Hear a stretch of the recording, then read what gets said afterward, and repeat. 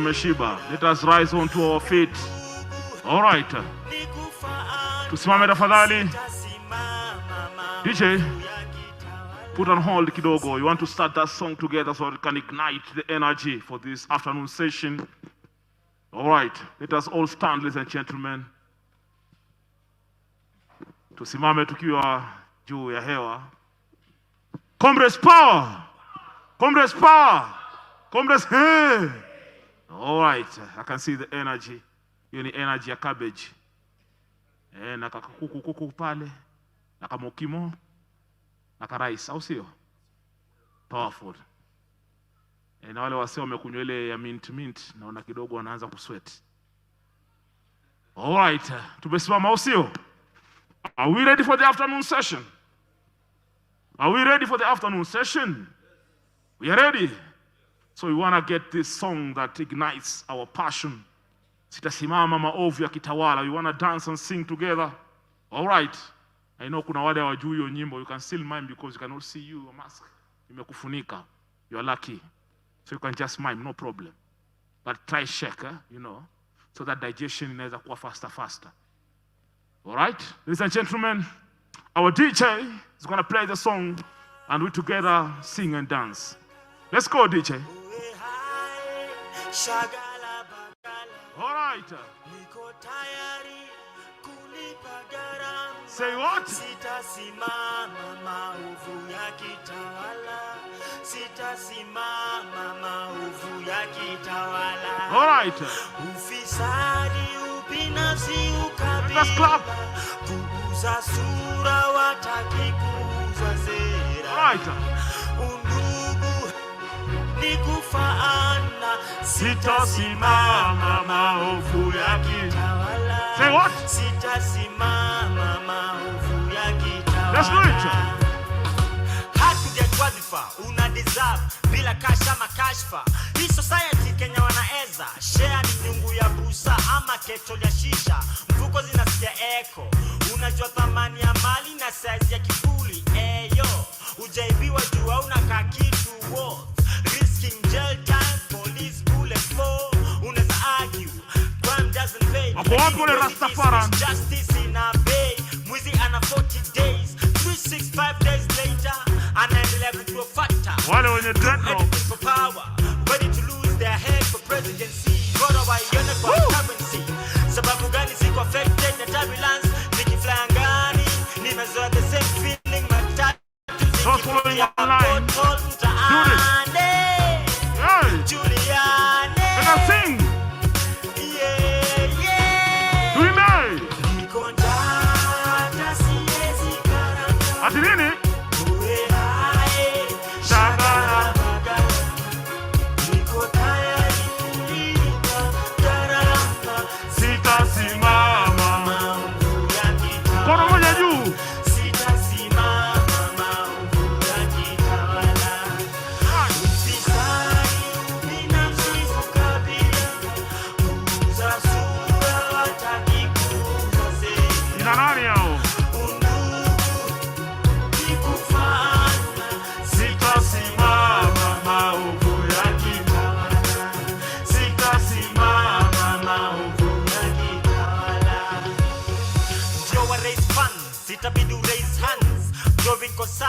Breakfast za croissant. Hataki punguze bei ya bidhaa. Tunataka opportunities ndio tu afford hizo bidhaa. Walisema kutembea kwingi ndio kuona mengi. Nimeshinda nikitembea maofisi na sijaiona kazi. Sezi cheza golf kwenye Tiger Wood. Mambo si barabara, chingu. Naomba jani maski, chakule fike tumboni ikitoka kwa sahani. Policeman anapiga rungu, mwalimu, daktari anamrushia tear gas. Na mtoto wake anarudishwa nyumbani, hana school fees, ana peanuts. Let us sing together. Uwe hai, shagala bagala. Niko tayari kulipa gharama. Sitasimama maovu ya kitawala. All right. Sitasimama maovu ya kitawala. All right. Ufisadi, ubinafsi, ukabila. Kuuza sura, wataki kuuza sera. Ati? Undugu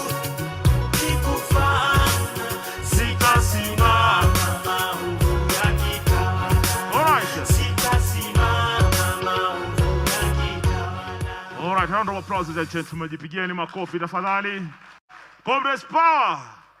Comrades power! Comrades power! Comrades power! Only these few individuals are saying power. The rest of you, what is happening? Comrades power! Comrades power! All right, ladies and gentlemen, we have started a conversation with one and only Nelmo. Come on stage, Nelmo. We need to finish this before we bring the panel on stage. All right, there were those ladies and gentlemen who were interested, Nelmo, you had another piece that you're supposed to do as we wait to bring the panel on stage. It's an opportunity for you to do the second piece. Yeah. Go ready. Take it away. DJ.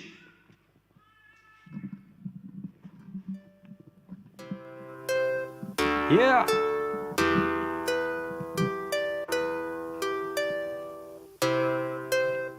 Ati, yeah. Yeah. Yeah. Ati. Hey. Say, ati. Nimechoka kuishi maisha ya kawaida, ugali na sukuma wiki. Nimechoka kuishi maisha ya kawaida, maziwa hayanunuliki. Nimechoka kuishi maisha ya kawaida, ugali na sukuma wiki. Nimechoka kuishi maisha ya kawaida, maziwa hayanunuliki. Ilikuwa hivi juzi, wakoloni wakakuja wakatukonka. Ilikuwa hivi juzi, mau wakaja wakatukomboa. Ilikuwa hivi juzi, rice mo ikatupa maziwa ya Nyayo. Ilikuwa hivi juzi, wengi wakasema masani ukapata. Ilikuwa hivi juzi, wengi wakasema masani ya Ngilu. Ilikuwa hivi juzi, tukafata Eastern Assistant. Nimechoka kuishi maisha ya kawaida, ugali na sukuma wiki. Nimechoka kuishi maisha ya kawaida, maziwa hayanunuliki. Assistant. Nimechoka kuishi maisha ya kawaida, ugali na sukuma wiki. Nimechoka kuishi maisha ya kawaida, sikiza, maziwa hayanunuliki.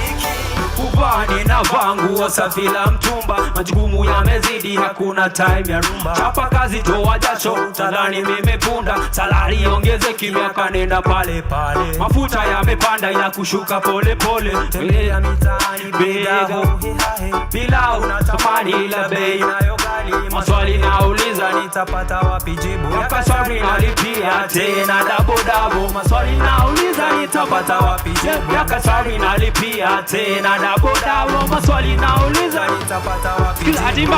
Nimechoka kuishi maisha ya kawaida, ugali na sukuma wiki. Nimechoka kuishi maisha ya kawaida, maziwa hayanunuliki. Nimechoka kuishi maisha ya kawaida, ugali na sukuma wiki. Nimechoka kuishi maisha ya kawaida, maziwa hayanunuliki. Nataka kuishi kama familia ya Kenyatta, ninywe maziwa kama Delamere. Watoto wa jirani waende shule ya maana, Wakenya tuweze ishi kama watu wa maana. Maji iwe nzito tena sana, kuna maji North Eastern kama River Tana. Mbozi ule wa kweli sisi tuweze pata, kivunie kwa Mkenya kweli tutapenya. Yakasari nalipia tena dabo. Maswali nauliza nitapata wapi jibu, yakasari nauliza tena dabo. Maswali nauliza nitapata wapi jibu. Nimechoka kuishi maisha ya kawaida, ugali na sukuma wiki. Nimechoka kuishi maisha ya kawaida, maziwa hayanunuliki. Nimechoka kuishi maisha ya kawaida, DJ sukuma wiki. Ati nimechoka kuishi maisha ya kawaida. This song inaitwa 7 Clowns. And I did this song because I was not happy at what they've been doing for the last 3 years. They wanted to massacre our constitution and they're still pushing for it. Si wanaisukuma bado wanadai, si wanadai mlango ya nyuma. Si ndio? Si tuku ama watu wameshiba sana. DJ, twende. Why?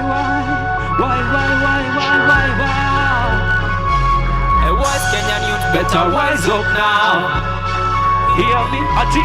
Arise, Kenya people, better rise up now. Mola kwenye town, watoi wetu wasome chuo poa. Mola fly kwenye town, communities zetu ziishi kwa amani. Mola in the street, weku tunachapa familia zinashiba. Mola fly kwenye town, watu wangu munafilaje? Leo masi politician wame-reinvent again. EBI imekuwa emergency. 7 clans wanataka hii country. Hii independence imekuwa dream. Colonial chiefs ndio wana unite again. Mashamba wali keep just for themselves. EBI wanataka kurule again. Wachange katiba for them and friends. Lies wanataka kutukip sisi ndani ya hiyo box. Mama walifai lakini clowns ndio walichukua hizo lands. We got na history now. Ati hawana tupima. Let's take a country back. Ati join me in this Mola in the town. Watoi wetu wasome chuo poa. Ati Mola fly kwenye town, communities zote ziishi kwa amani. Ati Mola in the town, wetu tunachapa familia zinashiba. Mola fly kwenye town, watu wangu munafilaje? Osha tukilo ready, luka jangwa tusha wakilo ready. Kuna hata Kipchoge, hata wasani. Kenyan people, we have locked this out. Wanalisha, kuna ngori yao. Wanalisha tumambogi wao. Wakichoma pita kwenye podium. Party after party, we talk nonsense. Mundo kwa mdomo 7 clowns. You killing generation, poor people in danger. Breaking family for less. Ati round each other, me na run. Ati time that MCA and a run. Ati system in the best in life. No matter to be organized. Itakuwa na Mola in the street. Watoi wetu wasome chuo poa. Ati say Mola fly kwenye town, communities zote ziishi kwa amani.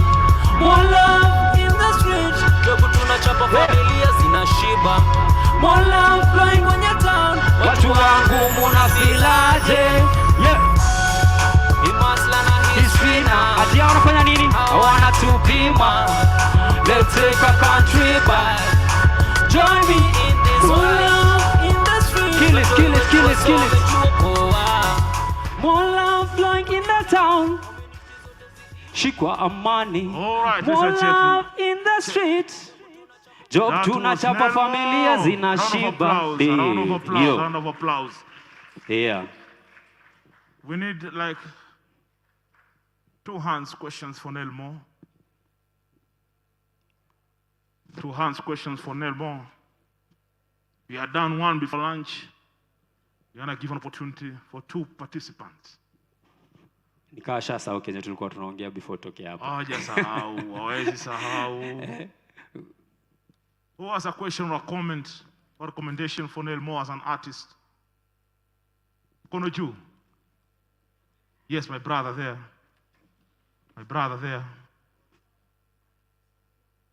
Microphone ifike. Yes.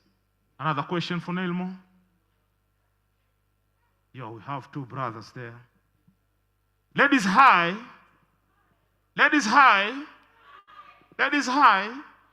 I'm concerned about your participation in this house. What's happening? Tunaacha wanaume wananguruma sana. All right, straight. Your name, where you come from, and what comment do you have for Nelmo? I'll repeat. I'm MC Kasimate.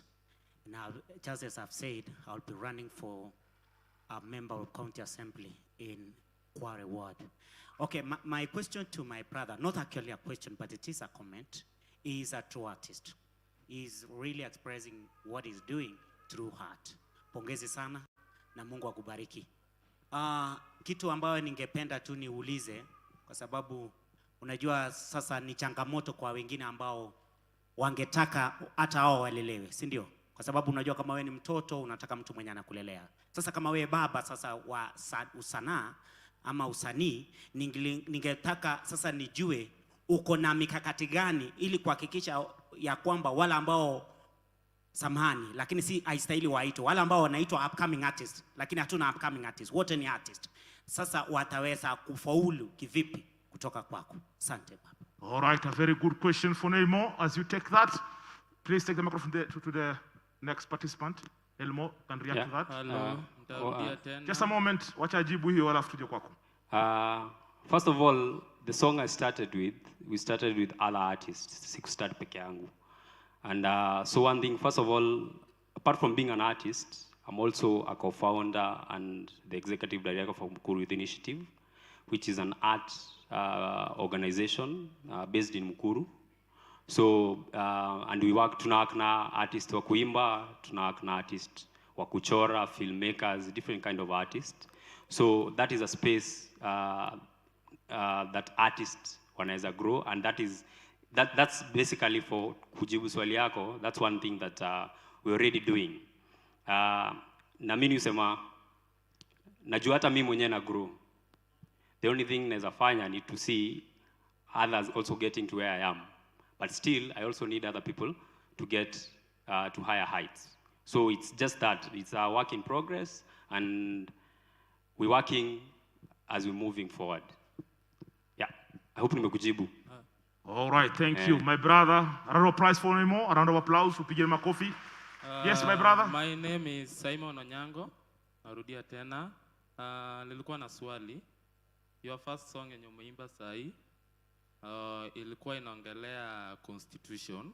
Yeah. Na your second song pia nimesikia mambo ya BBI hapo. Na nilikuwa nataka kuuliza, are you producing or are you an artist speaking from a certain political quarter? Because we all know that BBI ilikuwa ni it was a political event. Na kuna watu walikuwa naipinga na kuna watu walikuwa naiunga. So are you speaking from a certain political quarters, or are you supporting somebody as an artist, or you are neutral? That is my question. Very good question. Yes, my brother, I can react on that. Wacha nianze na ya mwisho. I'm not affiliated to any political side or any political affiliation. I'm an artist who speaks his mind. I speak what I feel. I speak what I believe as a Kenyan. I speak to what I feel as a human being. If I see an injustice, I'm not on that song. Maybe I hope you didn't get it wrong. It's not supporting BBI, because as I said, there is a lot that still needs to be implemented in our current constitution that has not happened. So for me, it's saying, let's first implement this one before we decide making changes to it. So it's not, I'm not like standing from any side of any political affiliation, wale wana support wa maungi, but for me, I'm standing as a Kenyan who speaks his mind as an artist. Yeah. Hiyo swali lingine ilikuwa? Yeah.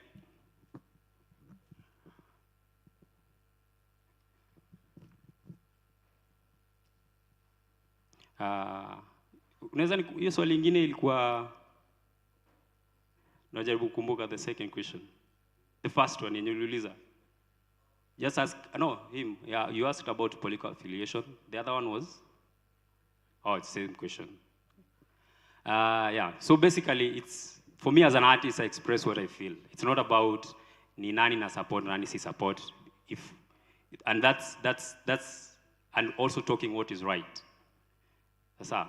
It may, even when you say, let's go to the streets, kuna watu wanasemanga, mimi sitaki kuenda kwa street. When you go to protest, there are people who ask, mbona muna protest? So you'll never have like 100% people being on your side, but it's always making sure that you stand for what you believe in and pushing for it, because then those who will see what you're talking about, then it's very easy to mobilize, to organize. Sasa, yeah. Hello. Thank you. A round of applause, ladies and gentlemen. There's another question there. There's a lady there in red. Okay, you can carry on. Hello, 1, 2. Okay, my name is Emmanuel Chalo. I'm a student at KCA. I just came in and found that you guys are discussing something important and I wanted to be part of it. So mine is not a question, but I want to encourage you. I mean, you being whatever that you are at this time, and even at this moment when we are going to a very challenging time, it is it deserves a lot of courage, and you have that. And I would like to encourage you to do more, to continue with the same spirit, advance your style, go on. And when I was coming in the hall, I kind of had your vibe is inaingiana na Juliani. If most of the people who listen to Juliani listen to you, they will find like similar taste, and you can't take from there because Juliani has done a lot in the industry, and I think you will impact more people with your voice. And the other thing I would like to tell you is that whatever people tell you, go and pick on the right and positive comments that they tell you. Just continue with that, make it push you, and in any point of your life when you get that bad comment which is against you, use that as your motivation. Don't take it against the person, use that as your motivation to go forward. Thank you so much. Thank you so much. Ladies and gentlemen, join me in appreciating Nelmo as an artist. Mpigeni makofi tafadhali. Thank you so much, Nelmo, for taking time to be on stage now. Thank you so much. God bless you. Ladies and gentlemen, without further ado, I better take this opportunity to introduce, we are having a panel now, a discussion. This panel will be moderated by none other but Mr. Michael Owino from Power 254. Mpigeni makofi tafadhali. A round of applause as Mr. Michael comes on stage. He will be moderating this session this afternoon. And of course, we also get an opportunity for question and answer, Q&A. So we also, as participants, get an opportunity to ask questions to the panelists, and also get an opportunity to also read from online. Mr. Michael, welcome, and take it away. Take it away, sir. Karibu.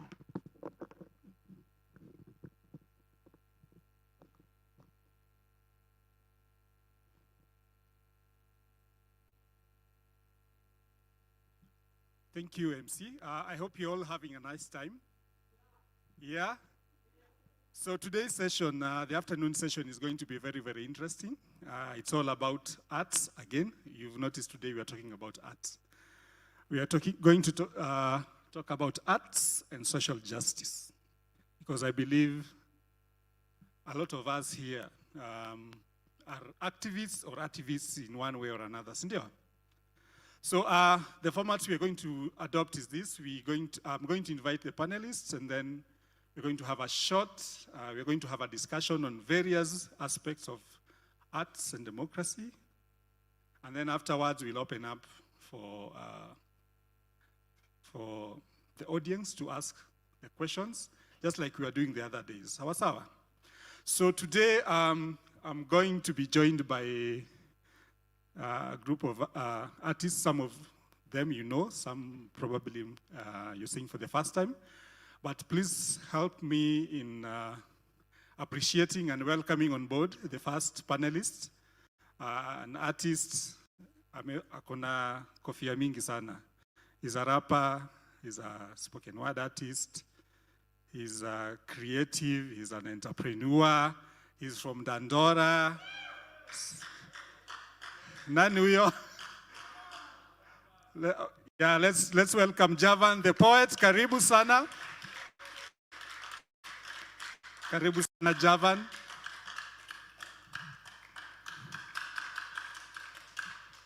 Asante sana. Okay. The next panelist is also another artist who's been in the in the creative industry for a long time.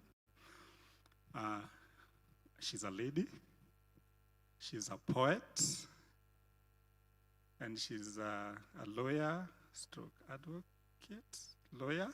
Help me in welcoming Shikkey on stage.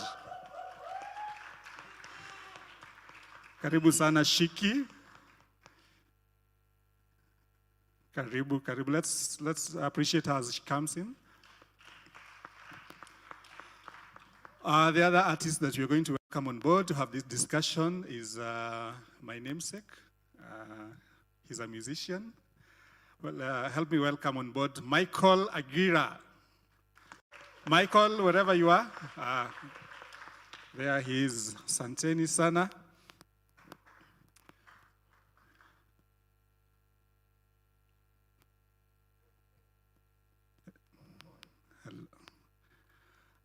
Okay, so welcome to today's session. Now we are going to dissect the issue of arts and democracy. And arts has been, been described as the mirror of society. Through what the artists are able to produce reflects what the society is or ought to be. But I want to start with you, Javan.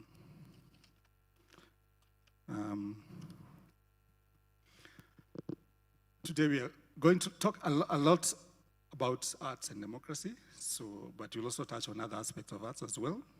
But let's just start with you. Javan, you lead the Arts for Social Justice Department in the Social Justice Working Group. What will you say has been the impact of, if any, of the department you lead, especially in the work of the Social Justice Working Group? Thank you very much, Michael. I'm very happy to be part of this conversation. Na wale wote wako part of this conversation from here and out there, we've done so much as creatives. First, I want to give thanks and appreciate. Many times we don't appreciate what creatives do because it also comes as a secondary to many conversations that we have. Javan the poet, a rapper, and a poet, a businessman, because I want to bring all these arts to the conversation, is that arts has been very catalytic in the conversations that we have to turn them from the formal ways of presentations, zile za boardroom, to what we can digest and have as communities. As a member of Arts for Social Justice and also a member of Arts from Pandora Community Justice, I've seen the power. And I know within the crowd there are people that them just being artists move people differently. How they talk about things move people differently. How they draw, like the piece that we see just behind me, brings people to the conversations differently. So the power of art is repackaging what looks to be so big, to be simple, simplified, and digestible. Ule boy wa mtaa, ukimwambia mambo ya austerity, democracy, debts, kuna vele yaingi. But tukisema biz ni biz, tunasikizana. So I think that is the power of art, to break that big mountain to a consumable piece that catalyzes change. Yes. Oh, thank you. Yeah, that has been, I think, evidenced a lot by some of the artistic pieces that we've seen. Not just about artists who are involved in the social justice struggle, but of late we've also been seeing other artists coming on board and also doing pieces that relate to social justice. But I want to switch gears kidogo and now bring on board Shikkey. I don't know, you noticed the last few months there was a discussion that was trending on online about basically Ezekiel Mutua, Deputy Jesus, as we used to call him, had banned some productions that were shared online, and there was a discussion whether what his actions were they correct or wrong. But then there's also the questions, the nuances of decency. So I want to ask you, and if I might just reference one of the things that Ezekiel Mutua banned was the wife material piece, that production that Eric Omondi was doing, which elicited a lot of reactions. Some saying it was vulgar, other people saying, it's an expression of art. So as artists, how do we balance our creativity without violating acceptable decency standards.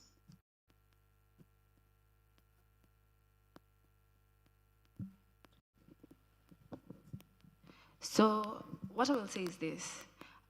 Freedom of expression is one of your rights as a human being and as an artist, and it is enshrined in the Constitution, Article 33 to be specific. And you, as an artist, have the space to be creatively artistic in any way. And the limitations that come with that is that you shouldn't be spreading hate speech, incitement of war, or propaganda of war, among other things. But when it comes to decency, the one thing which we'll always have a contention about is definition of decency, because it is very subjective, right? Because let's even go to clothing, right? If you go to certain parts of this country, men and women, depending on their culture and where they're from, they will dress in a certain way where if they come to Nairobi, we would say that they are indecent. But to them, that's just who they are. That's just how they are, right? But instead of saying decency, how about we change that word to appropriateness? And the being appropriate with the type of art that you are sharing with the audience, you as an artist have to be very mindful or aware of who the audience is. Are there going to be children there? Are you talking to a certain community? Maybe it's a marginalized group, maybe women or persons living with disabilities, whatever it is, your message needs to be appropriate to that audience. Now, if Ezekiel Mutua was banning it because wife material, for example, was not appropriate for children, and it was being aired during a time when maybe a lot of young children are awake, then I understand. But completely banning it just because it does not sit well with him as a person and because of his thoughts and beliefs and opinion is something that I don't agree with. Interesting. Michael, I want you to weigh in on the same question as well. As artists, is there a place where we need to draw the line? Or is that, are we curtailing expressions of creativity? Okay, first and foremost, thank you for having me here. Shikkey has said a lot about the same, but what I can say as a person or as an artist is that for all the artists, I think, and I believe there are categories, and there are targeted groups and targeted audience for particular music or for particular creative content. Yeah. Okay. Yeah. I'm sure that is something that the audience will also have a say on. But so just write down your question and any area that you feel probably you also have an opinion on, and then when we are done with it, I will give you an opportunity to also, just weigh in. So I want to ask you, Michael, you're a musician. I don't know for how long, but there's always this question of livelihood is a central theme in the life of the artist. In fact, I remember, I think in one of the discussions that we had prior, there was a question of, no, this was in a workshop that I was attending. We were discussing the youth policy, the Nairobi County youth policy. And there was a research that was done by the University of Nairobi. And a lot of the youths were saying, I'm an artist, nikingojea, shughuli ingine. So, so it was like, it's something I'm doing while I'm waiting for something else. So is your art paying your bills?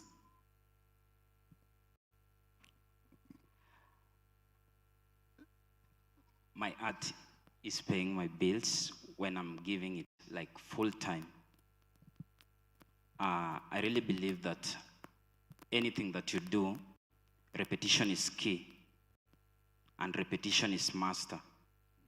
So any moment that you do a particular thing like over and over again, you get to learn the tricks and ways around it. Like let's say, for instance, you're asking me such a question and I'm an artist. For instance, if you're an artist doing a particular type of act and any moment you come on stage, it's always a challenge. It's always a challenge there because every day on stage is always a learning day. You'll always know ngoma yangu nani inabambaga wase, ikifikaga wapi inabamba watu, ikifika wapi inaboa watu, and every day is a learning day. So I really believe reputation is master, and every time you do your thing over and over again, you master the tricks around it, and you'll master how it should be paying your bills and how it should be taking care of you. Okay, so what I'm hearing from you is consistency is key.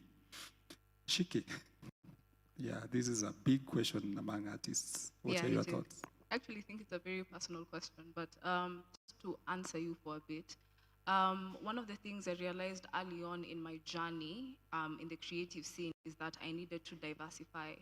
And what that means is that as much as I am an artist, I also have other skills. And these skills have been ways where I've been able to monetize or earn money through those skills.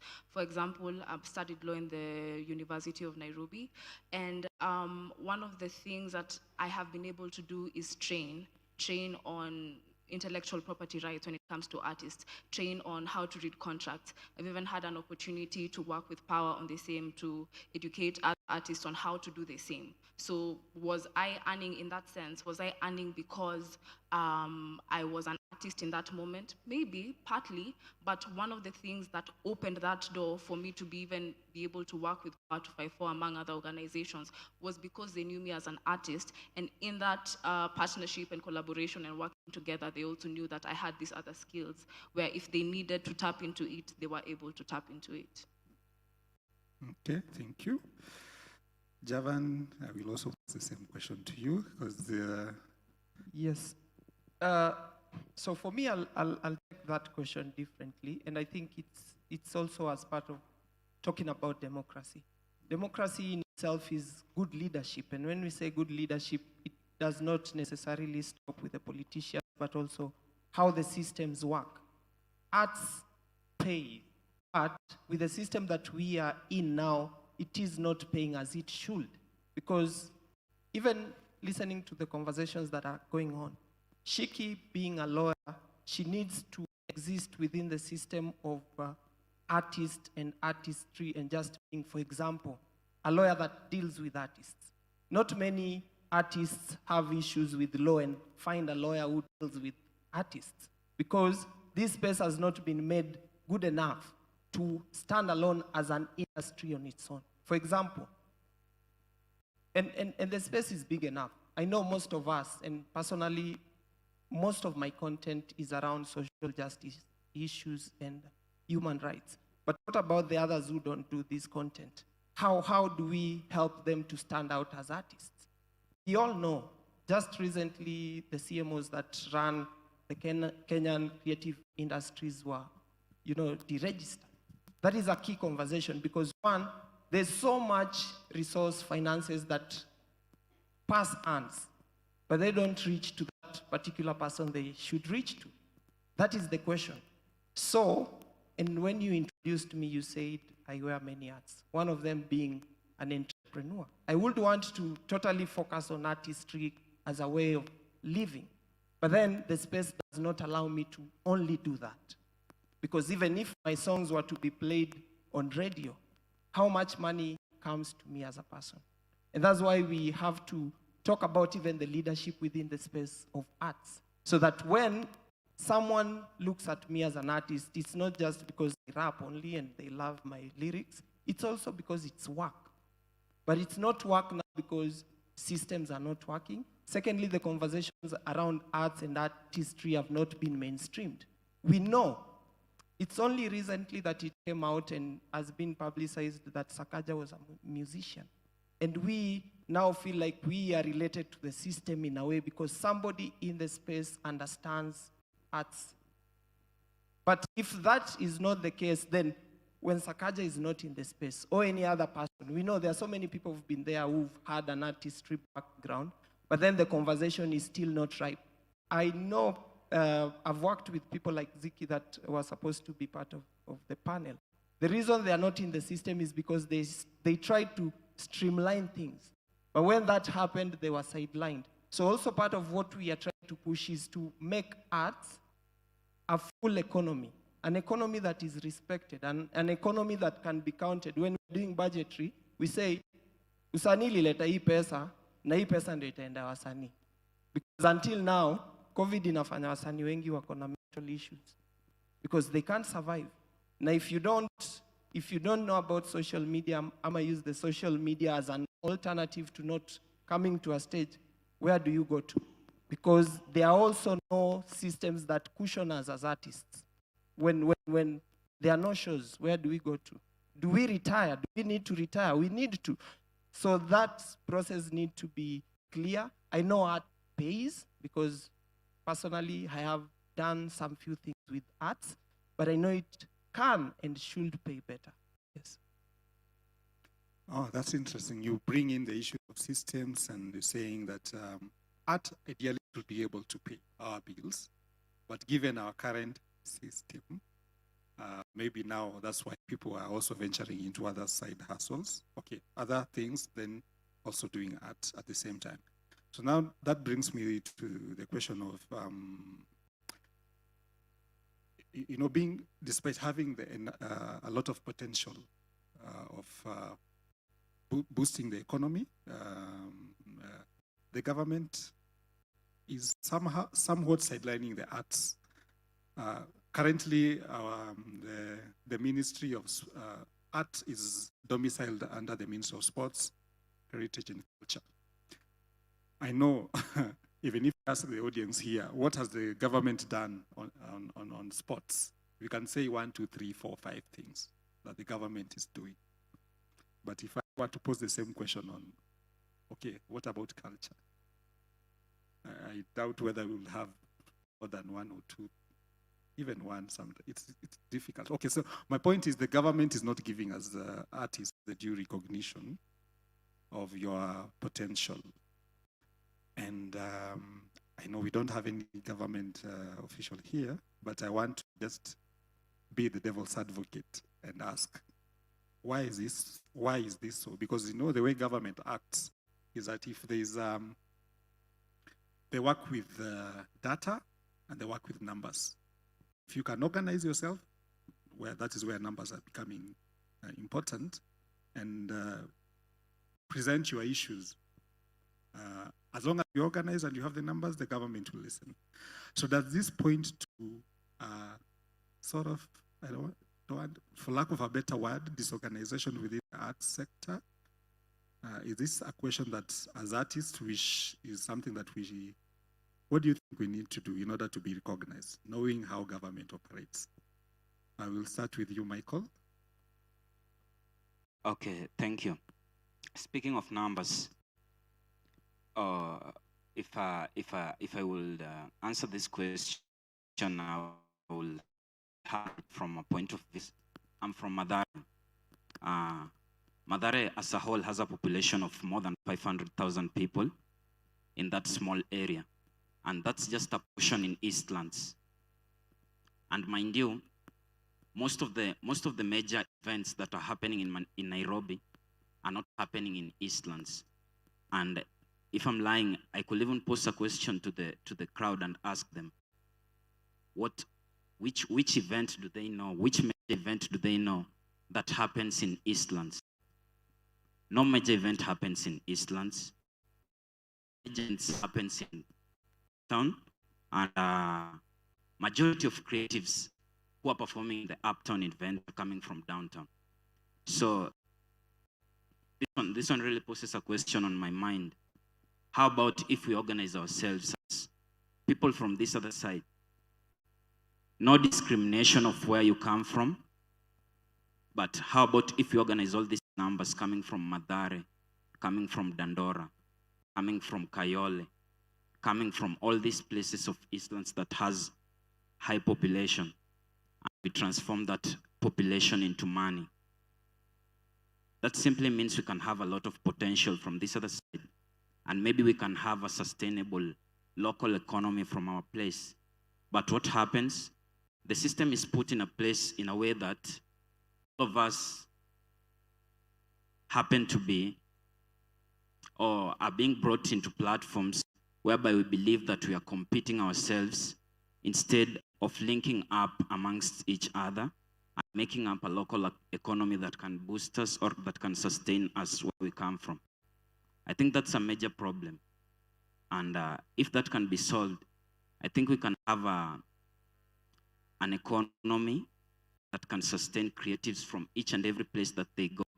Because, for instance, right now, artists and creatives are benefiting from online streams and downloads.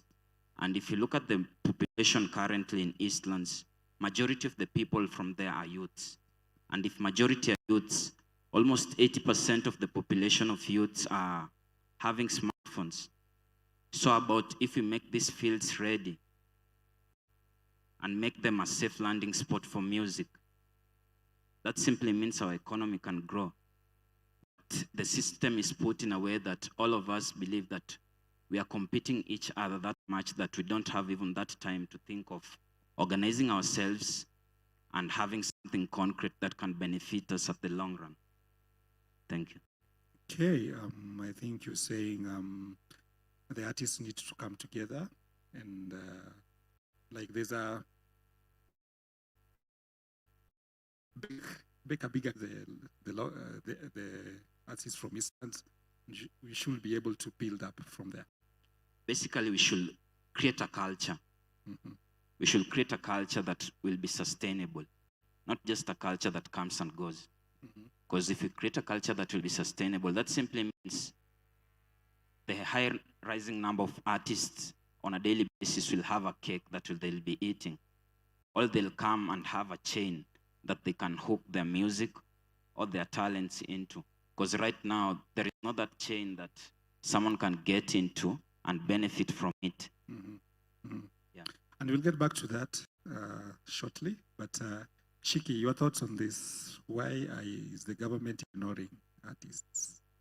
I think the government does not take the creative economy in this country seriously. It does not take the artists in this country seriously. Been efforts made in trying to improve the creative scene, yes. But has there been deliberate follow-up on those efforts that have been made? No. Because you can say, okay, for example, I remember that time the president had said that radio stations should play more of Kenyan music vis-a-vis international music. I remember even artists were called to State House to talk about the same. And this is a whole president telling radio stations and media stations that, I think it was 70-30, I'm not sure the percentage, but yeah, 70-30. 70-30, yeah. More Kenyan content should be played in media stations more than international music. Until then, that directive has not been obeyed by media stations. And I'm asking myself, why? Is it that media stations do not look at the president, who is the highest authority in this land, as anything worth of, like, is his word not bond? You get what I'm saying? So why are we not taking the president seriously when he said that from now on, Kenyan content should be played more than international content? You know what I'm saying? What I know so far in terms of directives of creative economy and policies and stuff like that, a county that has made steps in the right direction is Nakuru County. I know that the governor of Nakuru had met with artists, I think 3 months ago, to create policies around arts in Nakuru County and how they're going to be able to invest in the arts scene in Nakuru County. Have they started? I'm not sure yet. But as a whole, I feel like if the government was to be able to see that the creative economy in first world countries like the United States of America, Australia, in Europe have contributed significantly to their GDP, maybe, you know, maybe they want to talk in the language of money. Maybe in that way, they would be able to take us seriously. But if we, as artists, are having challenges in even being banned, you know, we're not able to have access to resources like this. You know, how many artists can be able to afford Kenya National Theatre and showcase their show? Hata kama ni ukumbi mdogo. How many people or artists have access to resources to be able to come up with a good production? If it's camera, if it's sound equipment, if it's just a space to rehearse. this is not something that is accessible to artists. So we have to go through all these obstacles. At the same time, we went to marketing team, we went to producer, we went to director, we went to msanii on stage, we went to stage manager. At some point, being able to produce quality work and be like, okay, so we have proved that we are worthy of investment can be a problem. I feel like beyond corporate organizations coming in to sponsor events and organizations, NGOs maybe coming in to support events, the government needs to take a step in the right direction and start supporting the creative scene. Okay. Javan. One, I want to say that artists are organized. I think you asked if artists are organized. We are. And part of what we are doing, and I would want to clearly also touch to a few things that we've done. And this is my way of thinking, that we give appreciation where it's due. Us being here, it's not just because we were walking and we found ourselves here. Because Shikkey is doing something every day to do something about the industry. Miko is doing something every day to change the space. I am. Arts for Social Justice Space, for once, has tried to bring different voices of different creatives. First, within the space, there's been these conversations of different genres. Watu wa poetry, watu wa hip hop, watu wa gospel, watu wa graffiti. First, bringing all those creative, different creative aspects together. Second, it's about enabling the spaces that we come from. And Shikkey alluded to that when she talked about this space. Let us look at our social laws, because those are what creates the cultures that we want to. As an artist, si lazima nikuje tao ndio ni perform. If I can get a social law from every, we would wish that every ward ikuwe na a social law.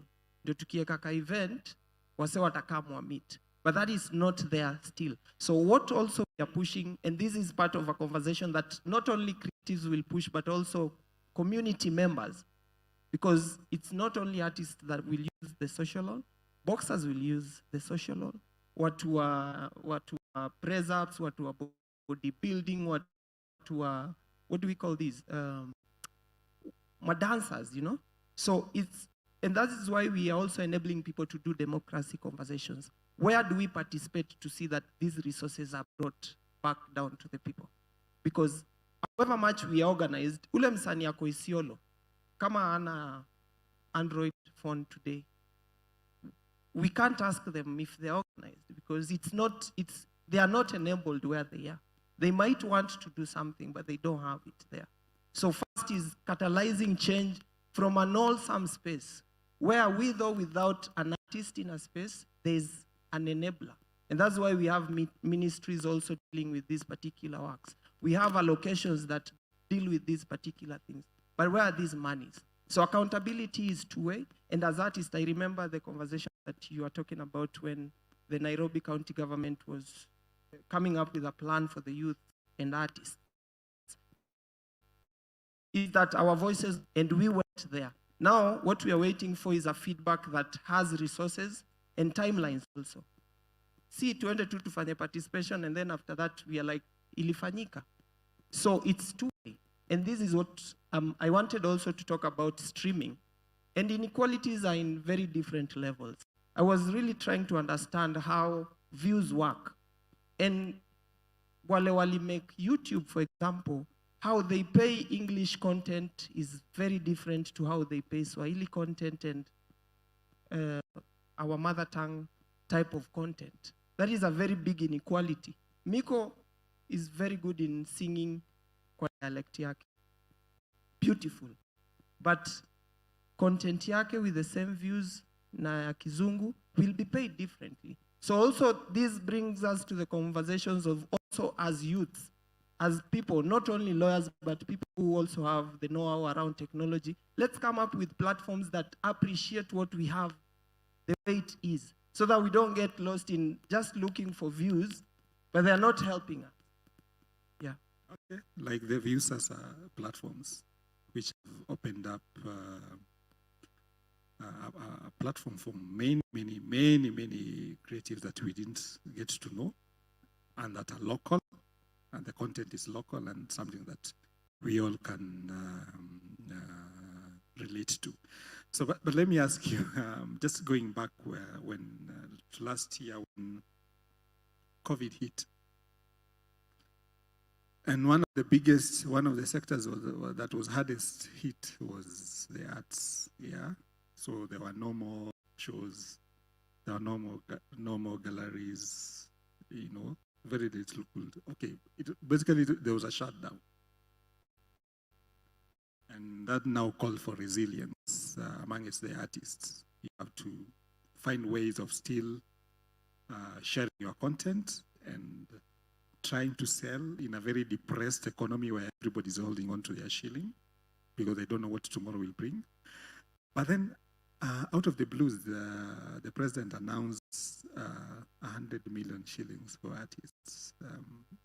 I don't know, did any of you, were you able to get the funds? And if you did, how? I personally didn't receive any funds. You didn't? Yes, what I know is that there were lists going around where you fill your name, your details, I think your ID number, your phone number, and it was being submitted, I don't know where. But even if you wrote your details on that form, it wasn't guaranteed that you're going to be reimbursed for anything. So I was one of those people who didn't get anything. Okay. Mike? I personally never got anything. Did you try to find out how you could? Yeah, I really tried. I was just doing a follow-up. First of all, I did a follow-up online. Then I did a follow-up from individuals who told me that they were doing some registration, as Shikkey is saying. But I did registration, but you know, you do registration in a group that you have not been called onto. So mine never came back. Okay. Javan? I didn't, but I know people who did.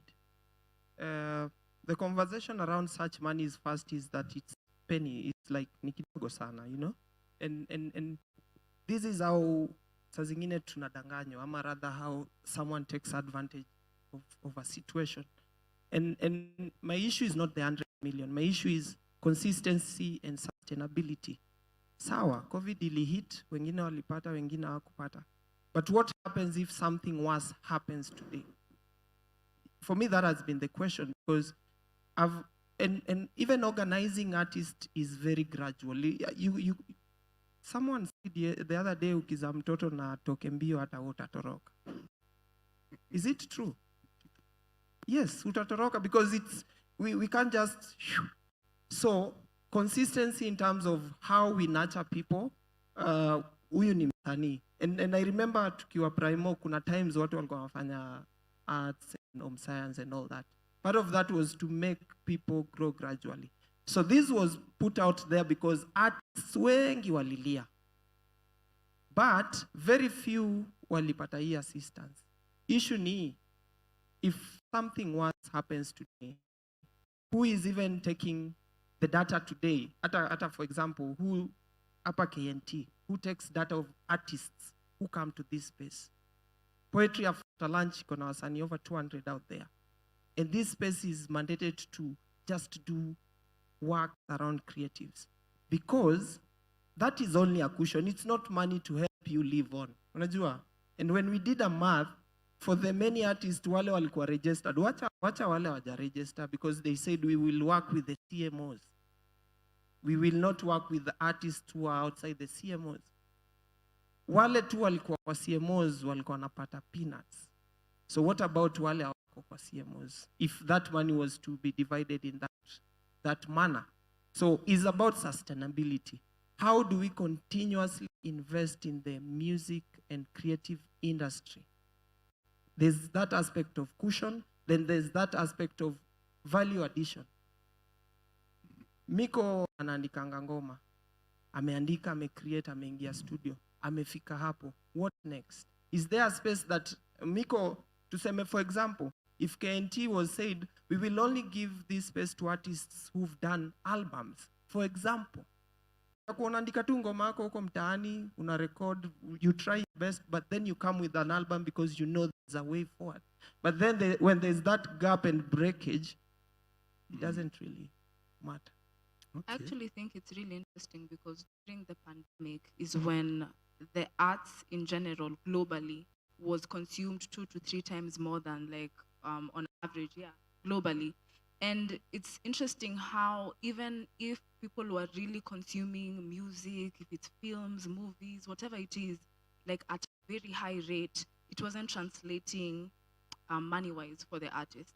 And for the few people who are able to monetize, it's people who had a lot of, I guess, followers online and maybe were holding live shows and maybe you ask for donations, or if brands or corporations feel like you have a lot of viewership, they'll jump in and sponsor the live show. But apart from those few artists who are able to get those opportunities, what about people who are not performing artists but are still in the creative scene? Because kuna mse wa sound, you get, ako bado in the creative scene, ako hapa juu leo after each show ama after this week atalipwa, kutakuwa na shows zingine hapa atalipwa juu these artists or performing artists or something that is happening in this venue. And so many people beyond performing artists waliumia because, again, this scene has not been invested in properly. The conversation that should have been happening your time COVID-19 hit, because everyone was affected. Every scene, every sector was affected. But the conversation that should have been happening if the government properly invested in this scene was, okay, this is the situation right now. How do we shift? How do we make sure that the creative scene is still active, even though there are COVID-19 protocols where people need to social distance, wear masks, sanitize, and all those things? How do we still make sure that the creative scene or the creative economy is not dying? And everyone who is benefiting from this space is actually still getting their dues. That conversation never happened. The best they're able to do is release money, and even for you to be able to access that money, you weren't sure how you were able to access that money. Up to date, I don't know who was the one who was releasing those funds. What criteria were they using? Because anyone could have claimed they were an artist. I know people who are not artists that got money. Mimi ni msanii, sikupata pesa. You get what I'm saying? So just the lack of structures and also the gatekeeping, because I know that there was a time, I think, before the pandemic, I don't know if it was 2 years ago, where, and it was a government event. I think, if I'm not wrong, Big Ted was organizing that event, and it was for artists. Artists were being called to this venue to talk about art and how the government can plug into the art scene. What has happened till then? Because if that conversation continued the way it's supposed to continue, every scene would have be able to be cushioned well by the time the pandemic was hitting, and then we can figure out of what next. Instead of, okay, so artists are now broke, wengine wanafungua manyumba, wengine inabidi sijui warudi ushago because they are not able to sustain life in Nairobi. So like, how do we prevent that? Interesting. Mike, you want to weigh in? Yeah, I really believe the government has a big role to play, or a big task to fill, because right now there is a rising rate of unemployment, and majority of youths are unemployed. And the next thing that they get into is creativity of any aspect. So that simply means in the next coming years, there'll be a lot of artistical or creative seeds without fields to plant them. So if it's possible, we should prepare more fields to plant these upcoming seeds that are coming into existence. Thank you. Thank you. Just to close on this issue of livelihoods and artists, I want to draw parallels between on a particular art genre, that's the music. I remember when the rise of modern music in Kenya, I think the 90s, was it 90s? Yeah, there was a time when modern music as we know it started gaining popularity in Kenya. Let me just say the East Africa region, and amongst the pioneers in Kenya, we will talk of people like Kalamashaka, Kina Isa, the late Isa, Kitikiti Majimaji, and Nameless is still around, and others. When I contrast that kind of the growth in the Kenyan music industry in terms of money-wise, and contrast that with Tanzania and even Uganda, there is some difference. It seems like Uganda and Tanzania were able to monetize their art. And those artists who were pioneers then are big shots. If you compare like a bongo artists, they're very well known. If you compare them and contrast with our artists in the music scene, they seem to be ni kama wako mbele kiasi. I don't know if I am right, or because there's this discussion. There was a time that Diamond was supposed to come and headline a show that was being hosted here in this country, and there was a discussion: why can't we have our own line our shows? Because rarely do we have our own, apart from Sauti Sol and a few others, going outside the country and headlining shows. So, what is it that is different among the Ugandans, Tanzanians, that Kenyans are not? Why is it that kama tuko nyuma? It's so many things in the same pot. It's so many things in the same pot. I once was in Tanzania, and this is why I say it's a very big space of conversation and so many things that we put together. First, if you ask everybody, how did we get to know these artists in Kenya? Many will say it's through YouTube, yeah? Online platforms. So the one thing that happens, and this I'll squarely talk about Tanzania, is also the accessibility to some resources like social media and data. So in Kenya, it's too expensive. Utakula mutanunua data. You see, that is one. So hata miko akieka ngoma online, naeza taka consume, but my list of priorities, and I don't say that Kenyans don't prioritize local music, but lists of priorities, itasema kama niko na so moja nitakula kabla ukule umove kidogo kidogo pesa ya bundle limeisha. And when I was in Tanzania, it wasn't like ati city, nilikuwa huko mashambani, huko ndani, and you ask for music and someone like, sina hiyo ngoma lakini wacha niingie hapa YouTube nione. You know, it's that easy for them to access content on social platforms where sources are needed. That is one factor that needs to be considered. For example, if we want to consume local content, one. Secondly, it's also about us as Kenyans just being ready to consume what's local and meeting somewhere with each other. For example, and I want to use practical examples. When you come to Dandora, you can ask, ni nani msanii mdope D? And people will tell you about them. Why? Because one, they try and do local shows. We try to organize each other. The other day, Abu Dhabi did an album. And what we did, we tried to talk about it as much as possible, tried to have these albums and give them to people, because also it's growth. Times have changed where watu walikuwa na watch station moja at KBC, so ukiingia KBC, everybody knows you. Nowadays, kuna watu wajui KBC na exist ama any other TV channel na radio channel. So it's so many spaces. Mpaka kama we ni mtu wa hip hop, unapatanga you're so much into hip hop mpaka hakuna diversity. There are people who don't necessarily consume the soul type of content. And it's not like they dislike it, but it's because wamejia aligned certain things. So this brings us to the conversation that our mainstream media houses, do they also publicize our content? Do they play our music? If a journalist has a playlist of music, 10 artists, how many of them are local artists? And this is why we also need to have media practitioners in this space. What is happening? And this goes back to someone who was given a responsibility to collect money. For example, the local CMOs know that when you play local content, they have that responsibility to go and collect money from that particular station and purport, because that is not what they do. It was 70-30. They collect the money that should go to the artist. So how do they run away from this? They play the content that is not necessarily local, because who will come and ask them? So that plays against us as local artists to grow. But it's a very broad conversation. As an artist, as a content consumer, as a media practitioner, as the government, you see. So this is why we need to create more tables. And I appreciate that we've had spaces where Power 25 for the justice centers, the county government, we try to create tables so that when we make resolutions, we can follow through them.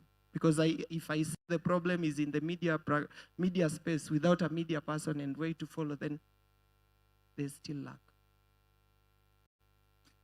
Yeah, I think I once was in Kampala, and the stations there, if you're not from Uganda, you'll feel left out. Everything is in Luganda. Even movies, they've translated them into Luganda. So you're opening there, it's a Chinese movie, but they're speaking anyway. So that calls upon our own media industries to also play their role in promoting local content. Shikkey, you wanted to weigh in on the same? Why is it that sisi tuko nyuma? I think one thing I'll also note, especially with Tanzania, because I want to use Tanzania as a case study, is we, as Kenyans, we live in a very capitalistic system, and them, they have the ujamaa system, which is very different. So for them, it's more of community-based. Kama Javan, mtu wetu, ametoa album, us as the community, we're going to rally behind and make sure that as Javan, because Javan ni mtu wetu, so that means Javan akikuwa mtu mkubwa ama akisucceed, then that means that whole success is for the whole community. But with the Kenyan system, it's more about numbers, views, how much money you're making, and if you're worth. Now, if you're able to prove all those things, then you are worthy of time, you're worthy of investment. And before you're able to build a brand, to get to that place where you're racking in a lot of numbers, a lot of views, a lot of, like really high collaborations from different places, different countries, it takes a while. It genuinely takes a lot of investment. If it's personnel, if it's a team, if it's money, if it's access to resources and networks, it really takes a lot. And I feel like the one place, one of the examples I could say that tried to do something was the trend when Larry Mado was hosting. Because I noticed when Larry Mado was hosting the trend, it was genuinely about the art scene and just talking about, and he brought different artists who are not known. Some were known, some are not known. And honestly, like, we got to see people who would not have had the space or the platform to access such a space, and they were able to access, and so many doors open for them, right? But quickly, different TV stations opened, I guess, programs that looked alike, and now it was competition-based. Now we need to rack in more views. So nani ataleta views? Huyu ameleta Diamond, siku moja si tumeleta Rayvanny. You get what I'm saying? So when it comes to that place now, sisi wenye we are trying to get to that place where Diamond is, Sauti Sol is, Soul is, then we don't get opportunities to be able to showcase what we have. And bado tunaenda kumia. Bado utaitwa up and coming artist in the next 10 years, even though you've been there for, like, for all that time. Interesting. Let's shift gears and I would wish to add on something. Okay, let me. Okay. Being a co-founder at Sana Center and an artist ambassador, I've been interacting with different creatives, and this has been one of the major discussions there. But I got to realize something. Music is like any other business. So fans, like any other customers, relate to products that they're familiar to. If you can remember back like an year or 2 years ago, there was a rise of Gengeton, and with the rise of Gengeton, there was this wave that people were listening to Gengeton on a daily, back to back, and it even shifted gears in a way that Nairobi people were listening to a lot of Afrobeats and Western music, and people started listening to local music. But there was a problem. There is no consistency in a particular culture. In Nairobi, you'll realize that Nairobi is one of the towns or cities that is more vocal on social media, and this is the city that is visited by most artists. And if you see the artists giving reviews there online, they always claim that Nairobi is the best place to be artistically. But the funny thing is that the same Nairobi people who give foreigners the greatest love, they don't articulate the same love to the local artists or local musicians. So what happens? There is a very big shift in trends in Nairobi in a way that, like today, it's gengeton. Tomorrow, drill comes in and everyone is doing drill. Tomorrow, amapiano comes, everybody's blowing the whistle. Kila mtu anapiga firimbi ni amapiano. You see?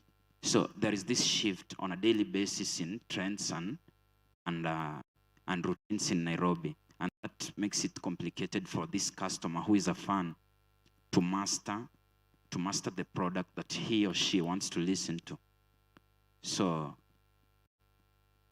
I don't know how we can tackle it. I don't know if it should be a question to the crowd who are consumers of art to give us this feedback, or I don't know who should be giving this same feedback about maintaining our identity in a way that the customers can relate to our identity. Because if someone comes to Kenya, it will be a very complicated task to identify which music are these people listening to, which culture they're promoting. Like for instance, if you look at the people whom you are talking about, the Tanzanian people and the Ugandan people, the Tanzanian people are listening to a lot of bongo that has been consistent for a while. If you go to Uganda, they are listening to an upbeat sound that is more of dancehall and raga, and they've been maintaining that one for a while, and we identify Ugandans with that. I don't know the sound that Kenyans identify with that has been there for a while and is relating to customers or audiences' ears that they identify with. Thank you, Michael, for bringing that up. The question of our identity, which music do we identify with as Kenyans? That's a very important question. And on that note, now I want to bring the audience also on board. I will start with that first question that Michael has asked. Ni ngoma gani nyinyi mnapenda? What is our identity as Kenyans when it comes to music and art? So I'll give a few people an opportunity to respond to that question. I'll also ask you a question before we go back to my panel for the next round of questions, and then we will wrap up. I want to, okay, see the, okay, yeah. The guy in white, and then we'll come back to you. There's no lady. Oh, yes, and the lady. So your name, where you're coming from, and your question, and if you like, I want you to also respond to the question that the last panelist has spoken about. Okay, thank you. I'm Andrew from Dandora Community Justice Center. First, I want to congratulate our panelists. They are really struggling in this, I can say, a bullish country. The song that we normally like, bongo and from Western world, we have really ignored our local talent. And my question to the panelists, I believe you use social media to market your products. So how do you use social media? And secondly, how do you protect yourself in terms of cyberbullying? Because mostly if you look around, most artists, they have been wamekuwa victim ya cyberbullying when they try to sell their products through social media. And lastly, I would like just a caution, a very quick one. Msitikie kutumiwa na hawa bwenyenye, kwa sababu like the other day tuliona a very big person akona media house aliita wasanii kwake. Saizi hiyo media house inasema ni nyumba ya wasanii, of which nikisikiza nyinyi panelist mnaumia. So ilikuwa a selected of wasanii walitoka kwake and a very prominent person. Nikiongea ilikuwa nani? SK Masharia na Raila. They are using you guys the wrong way. So mimi naweza sema mkishikana, unity is strength, but kila mtu akienda njia yake tutaumia na tutazidi tu kulalamika. Thank you. Thank you, Andrew. Please make your question very short and brief so that the panelists can be able to capture it. Let's hear from the lady and then we come back to you and one more person. Comrades Power. Hii swali yangu inaenda kwako Javan. Umesema ati huko TZ mtu kupata data bundles ni rahisi ama ni bure ama ni cheap? Cheap. Nilikuwa nataka kujua tu hivyo. Okay. Patio mwanadada microphone, niko na swali. There was a question, if you mind, responding to that was posed by one of my panelists, Michael. He asked, what is our identity as what music do we identify with as Kenyans? Waganda, Tanzania kuna bongo, Tanzania wanapenda dancehall. Sisi, they want to know, what is it that, because you're the consumers of the music, what music do you identify with? Mimi ni mtu napenda reggae mbaya. So there's a gentleman there whose hands was up. Your name, where you come from, and brief question, and also if you can respond to the question that Michael, the panelist, asked. Hola. I'm Timo GK. I'm a poet. Mimi nimetoka Ngwaro. So, first of all, me listen to any kind of music. Like my playlist, ukiweza iona zile mix zingine, unatoka kwa Salim, kusikiza one man guitar, umeingia Bob Marley, umeingia rock, it's everything kwa hiyo playlist. So, first of all, tumekuwa tukihave conversation asubuhi, and we said it. We have to appreciate, first of all, we Kenyans consume a lot of entertainment. Ni sisi tulijengea wa TZ venye wako. Ni sisi tulijengea wase wa Western kwenye huko wako. And do you know what the sad thing is? Hii bongo yenye tuna consume, hii akina Diamond, Wasafi, that was something that was from us. Ilitoka kwetu, wale akina Necessary Noise wakienda TZ wanapiga hizo shows. Those people walienda wakanaisika na venye waliona Kenya tunafanya. So wakaenda wakachangamkia hiyo type of music, and then they sold it back to us. And then ndo sisi hawa hapa hivi. So first of all, what I think we should do as artists, first of all, we need to abandon the problem-oriented approach we have. Hapa hivi panelist wameongea, but nimesikia issues mingi sana, but hakuna solutions. Hamtajatuambia nini tutafanya.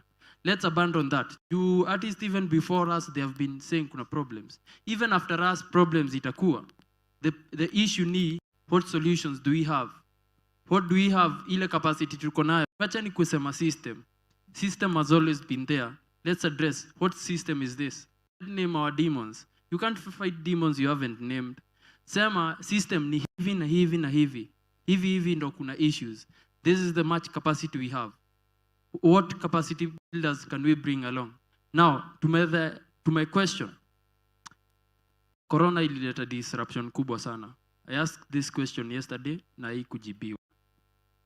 Ilileta disruption, yes, ilikuja ikaleta wasanii tulisafa, but you as the panelist, what impact can you say Corona had, the positive, like venye ili change perception ya art among the public? That's my question. Thank you. Now we'll go to this other side. There's a lady in yellow there, and then the photographer, is it?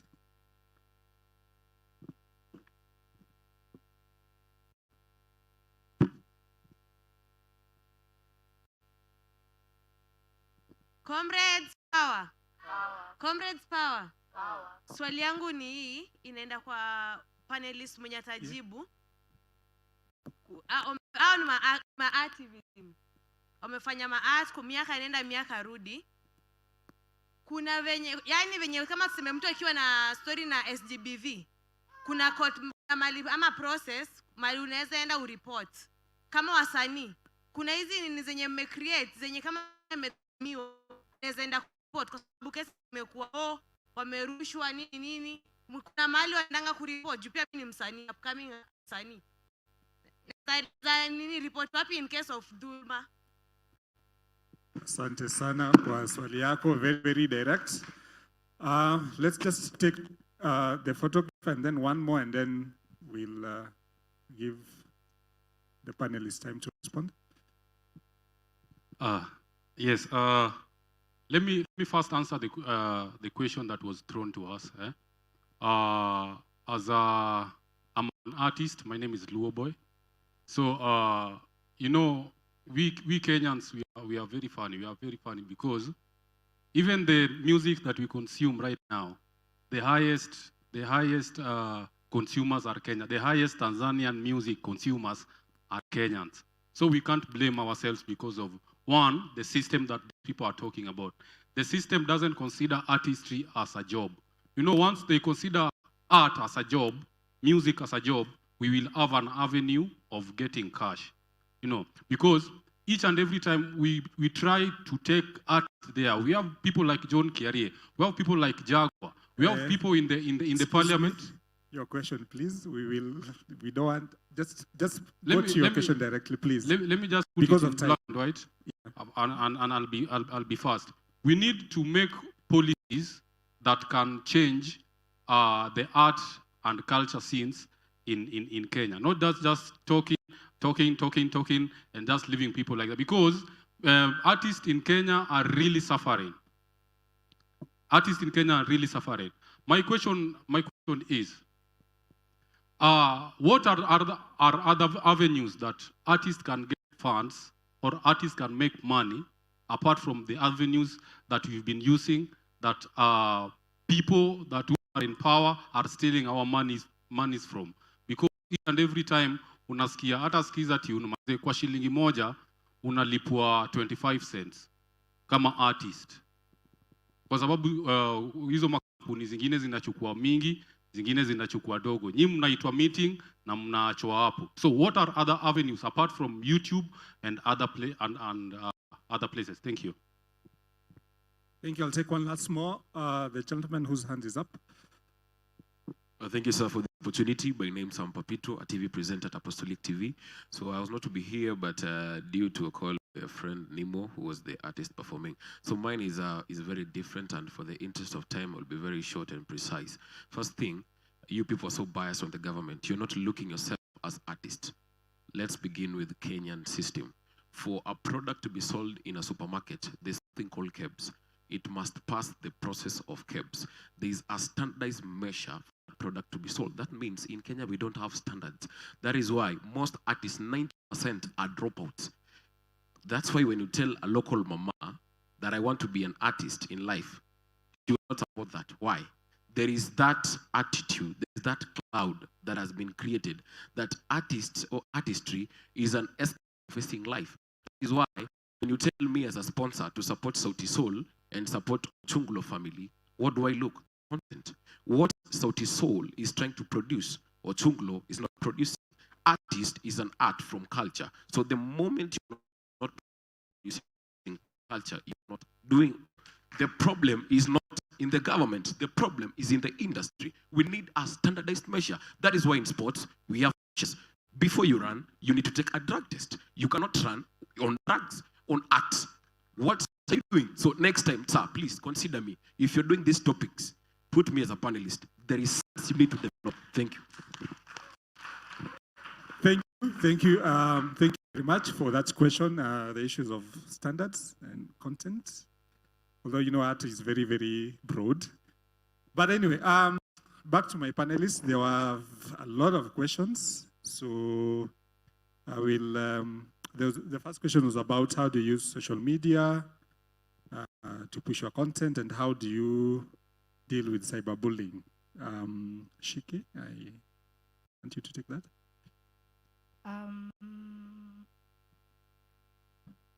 For cyberbullying, I think if you're an artist, one of the things, and it's so unfortunate, you need to be able to understand and know is that you're in a field where people are entitled to you as a person and as a brand.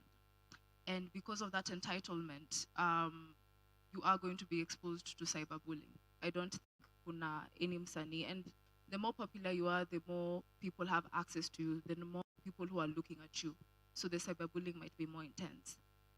What I would say is this, is that you are able to curate your social media to be able to protect you from cyberbullying. What am I saying? In Instagram, there's a setting where if people use certain words, let's say, for example,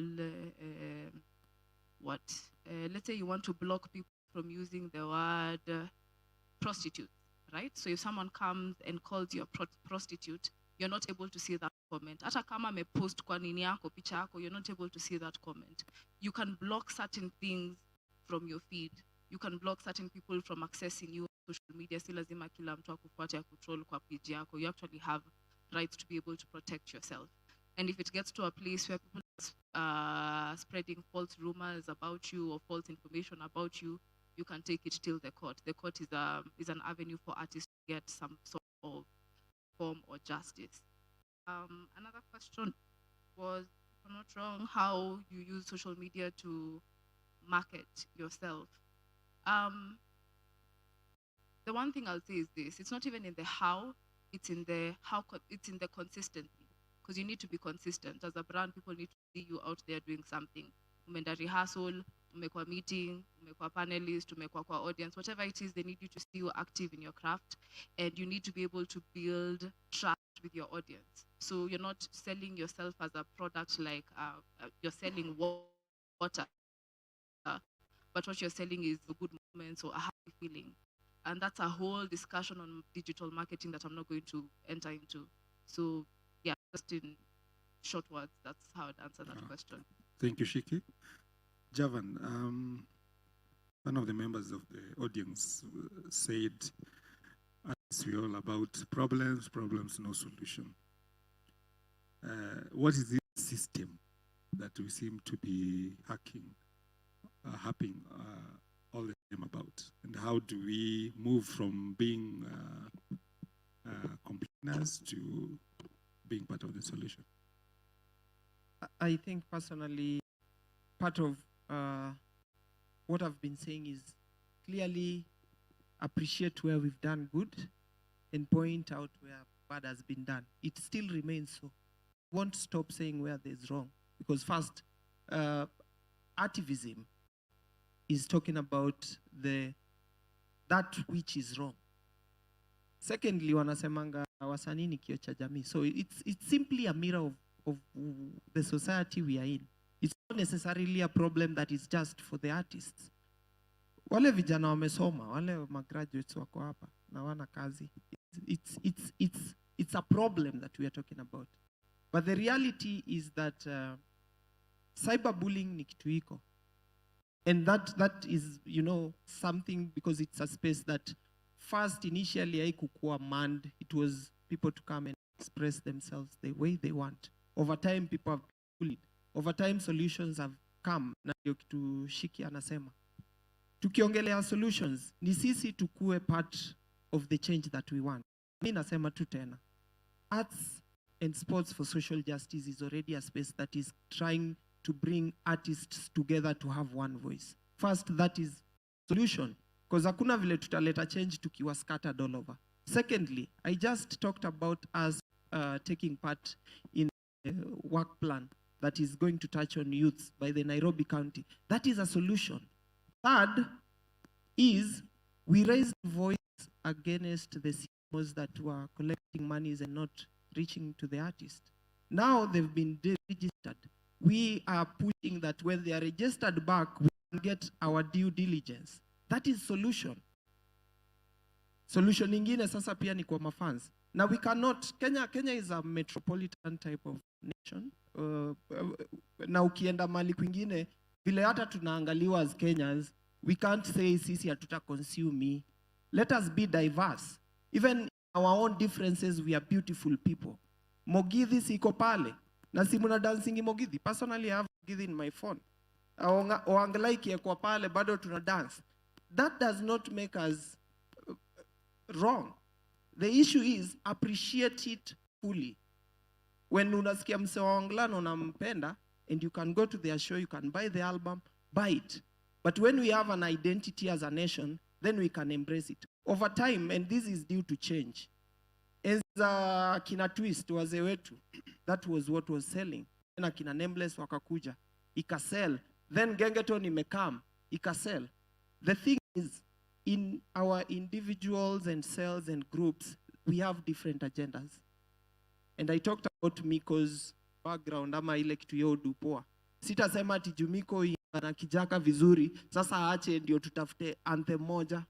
If he's doing it in the right way properly and we are enjoying it and we can support it, let's do that. Because it's diversity. Sisi wote tukimba Mogithi alafu wewe uko line ya Mogithi, do you stop becoming an artist? You're still an artist. And it brings us back to even people who do graffiti. They are still artists. So it's one, as artists, we participate. Thank you, Javan. Michael, there's somebody who asked, what other avenues artists can use to get finance? Apart from the usual YouTube, whatever. What will be your response? I'll respond to that one by saying, first of all, you have to be diverse in searching for revenues, because as this Swahili word says, ndio upike kwako lazima ukuwe na jiko. Na jiko, venye mnajua in the traditional culture, jiko inakuwaga na mawe ngapi? Kuwaga na 3, si ndio? So huwezi pika na 2. That simply means for you to be stable and do the thing that you do best, you must cater for 3 basic needs. Hiyo ni tumbo, penye una doze, unajua, na pia communicate na wasendi, at least ufanye kenye unafanya effective. And this one needs different income generating activities that will sustain you and will enable you focus fully on your when you're creating or on your artistic stuff. So that's the answer that I'll give for that, but I'll get back to Javan's question that you are asking about. There is someone who posed a question about we artists always complaining and not bringing in like solutions. I can say like right now, I'm part of Sana Center, as you've been told before by Anthem Republic. It's a safe and organizing space for creatives. So, where is it based? It's based in Madare, Kosovo. So I think as part of the solutions, as I'd said previously, we need to put on a culture that is sustainable. Not government to put for us a culture. We, as the artists, need to put on a culture that will be sustainable to us. For instance, they were just talking of Abu Dhabi, and during the lunch session, we happened to be communicating. We were out there interacting with creatives from different areas, Wahenga, people from DHC, people from Mukuru, and actually we were talking about same thing, asking ourselves how can we break the artistic boundaries, like for instance in Eastlands, and make the whole hood as one, so that at least one person or anyone who is an artist can benefit from a chain that is made in all these areas. So for instance, imagine we have a lot of seeds and we don't know where to plant them. We don't have fertile lands to plant all these seeds. What happens? I'll answer the guy who was talking here in the crowd, that when these seeds are planted in dry lands, they'll end up rotting. They won't germinate. And what happens? The rotten seeds become part of the rotten community. The rotten seeds becomes part of the community that is doing like all the nasty things, because at the end of the day, someone gets into a point that he can't handle depression as an artist because he can't benefit from anything from creativity. He doesn't have a market. He's been doing his art for the longest while possible. He doesn't have any other life that he has known all his life. So you want to transform this particular person to start doing other things, yet he has been living on another culture. It becomes complicated. So he odds to get into like the shortcut methods, and the shortcut methods, as you say, are not the best. Okay. So what I would like to say, the music business, I think it's like any other drug business. We have territories. I'm sorry to say this. That's why we are comparing Kenyans to Ugandans to Tanzanians. So I think we should bring policies in place that promote the local culture and use the soft power in art to addict all these funds. So if we say art is a medicine, medicine or drugs are addictive. So we should find one of the systems or one of the ways to make our local content or make our local art be addictive to our fans so that at least they can consume it on a daily. Thank you. Okay. Now, Shikkey, I want to pose this question to you. It's about wellness in the artist industry. And we did allude to that during the COVID-19 pandemic. There was a lot of challenges, not just in the arts sector, but every sector was affected, some more than others. And a lot of artists had their livelihood disrupted, and which led to some mental issues, depression, which was was common, not just among us artists, but across board. But I just want to, as you also respond to how do we deal with that, I want also to ask you, when you're in the process of creation, and maybe especially activists, those who speak to issues of social justice, you know, these are very deep-rooted issues of injustice. So when you are co-creating a piece on, let's say, let me use the example of rape. Sometimes as an artist, you have to put yourself in the shoes of the person who's being violated. And this can also have some emotional impacts on the artists themselves. So how do you deal with these issues? How do you ensure your mental well-being as when you're co-creating and also when responding to external shocks like how COVID affected our business? Being able to protect your mental health is very important. What I would say is this, is that when you're talking about sensitive issues like gender-based violence, you need to be able to be sensitive in how you put out that message, especially if the audience which is consuming it are the victims of such violence. I have been in spaces where the artists who have been called to perform in spaces where victims of gender-based violence were there, their pieces were very distasteful, I would say, and it induced more trauma to the victims instead of it being a place of healing and a place of power. You know, you feel empowered even though you have been a victim of such circumstances. So just being mindful of other people when you're writing, being mindful of other people when you're presenting it is very important.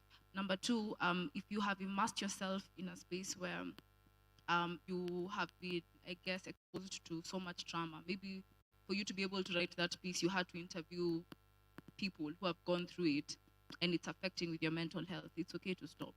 It's okay to take a break.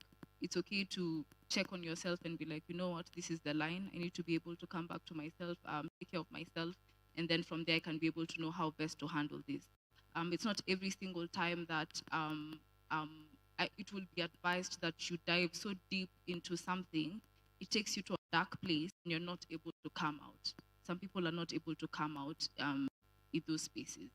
So just take care of yourself. Be mindful of where you are, of your limits, of who you are and what you stand for, and also be mindful of the audience which is consuming your art. Your other question was? Resilience. Do you respond to shocks? How do you respond to? I feel like that's a very personal question. For me, I pause and I move back. I remove myself from that situation. And I'm not going to put myself in a situation where I continuously get hurt, even if I'm doing what I love, which is art. So if I'm going to immerse myself in something and then later on be traumatized, and it's something I'm going to have to carry for the rest of my life, then it's not worth it. It's not worth my mental health and my mental peace. Javan, I also want you to weigh in because you are one of the artists who also put themselves in the shoes of the oppressed. And it's a nice place to be in. Hello. Yes. So I think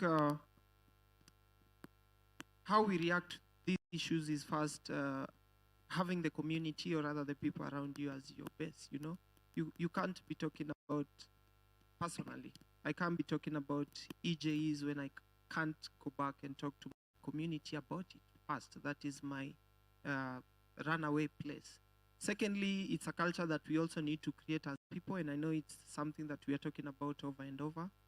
Just having conversations about your issues and problems. And I will still say again, within the spaces that we come from, we've tried to train people who are psychosocial specialists, because I might not be in the best position to sort your mental issue or other problems that you have deep in within you when I don't know.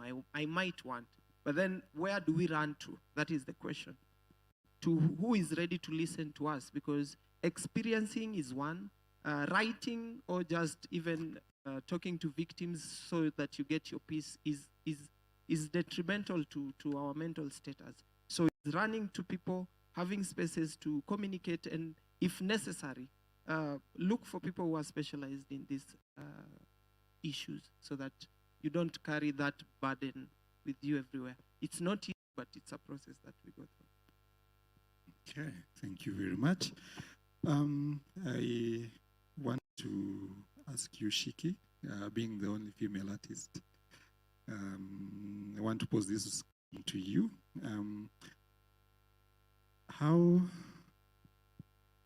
Why is it that we have very few female represented in the music, the artist sector, especially in the activism area?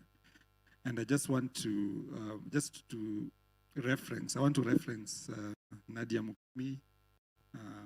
There's a song she sang, it's the title Sirahisi. Yeah? Utaweza kurekodi kama huna cha kuwapea. It's a very loaded statement in the song. Yeah, I want you to respond with that in mind.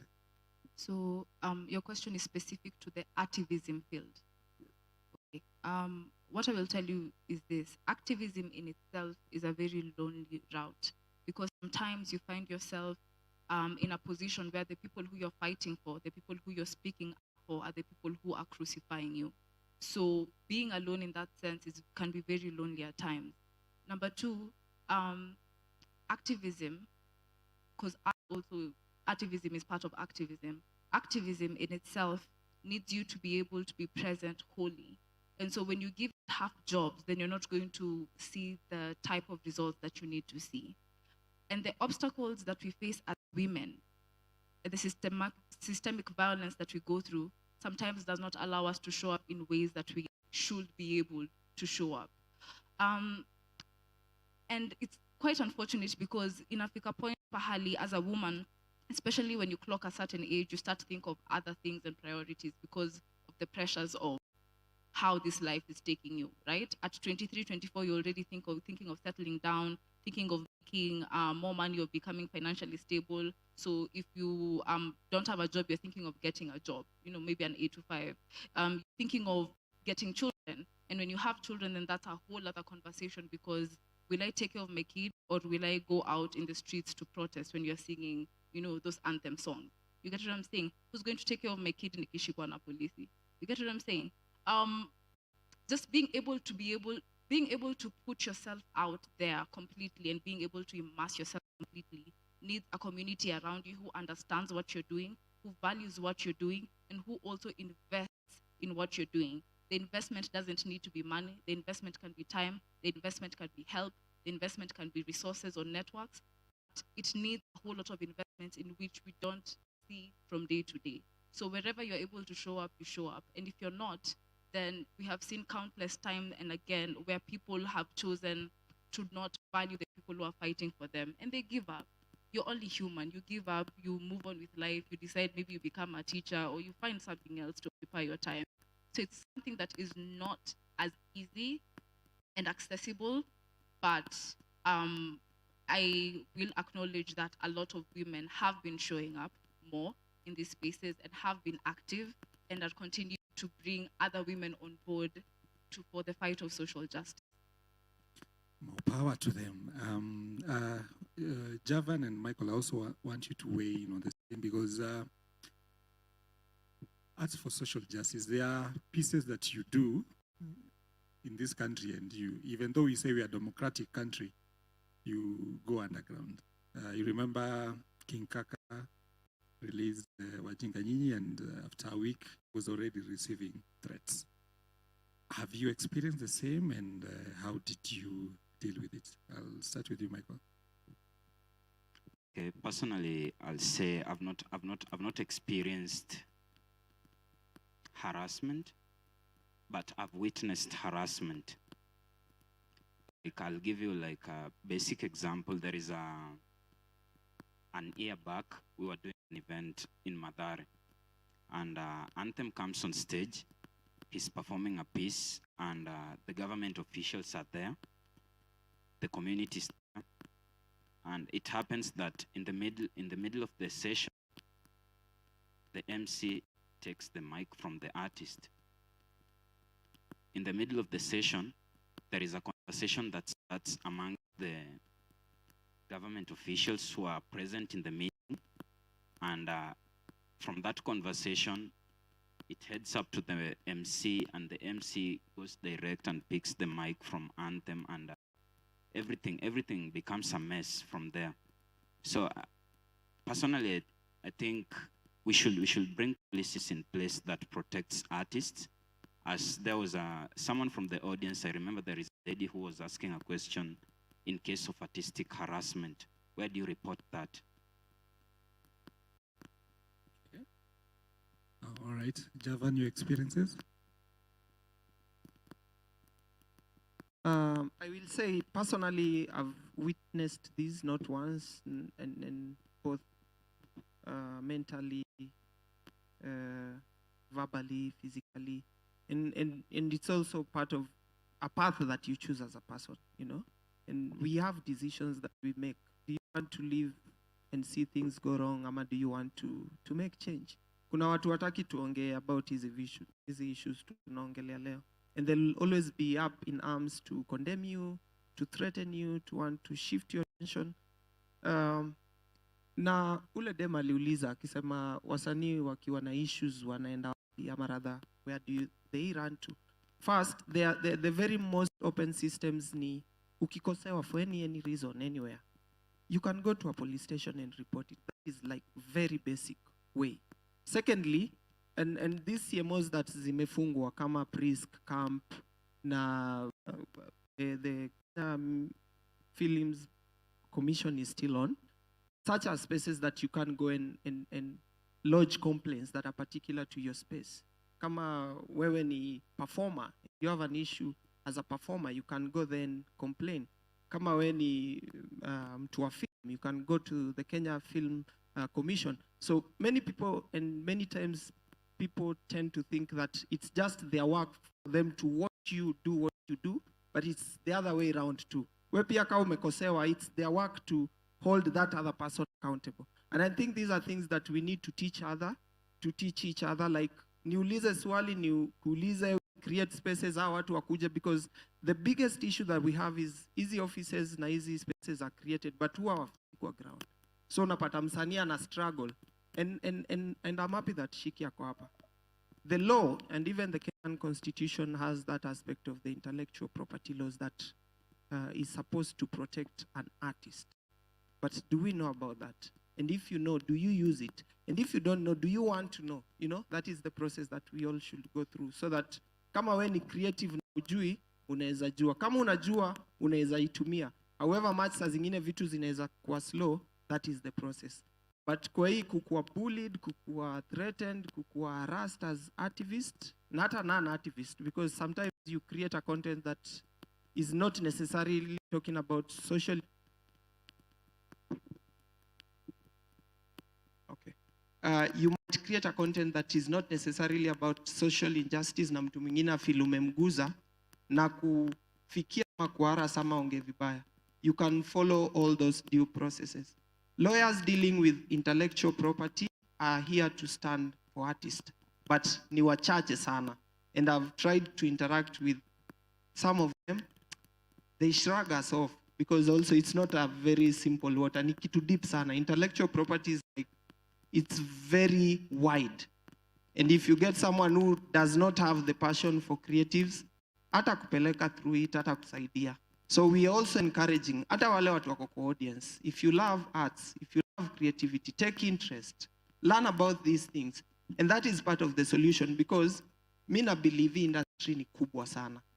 If I was performing with a band, the band itself, without me, survives out of it.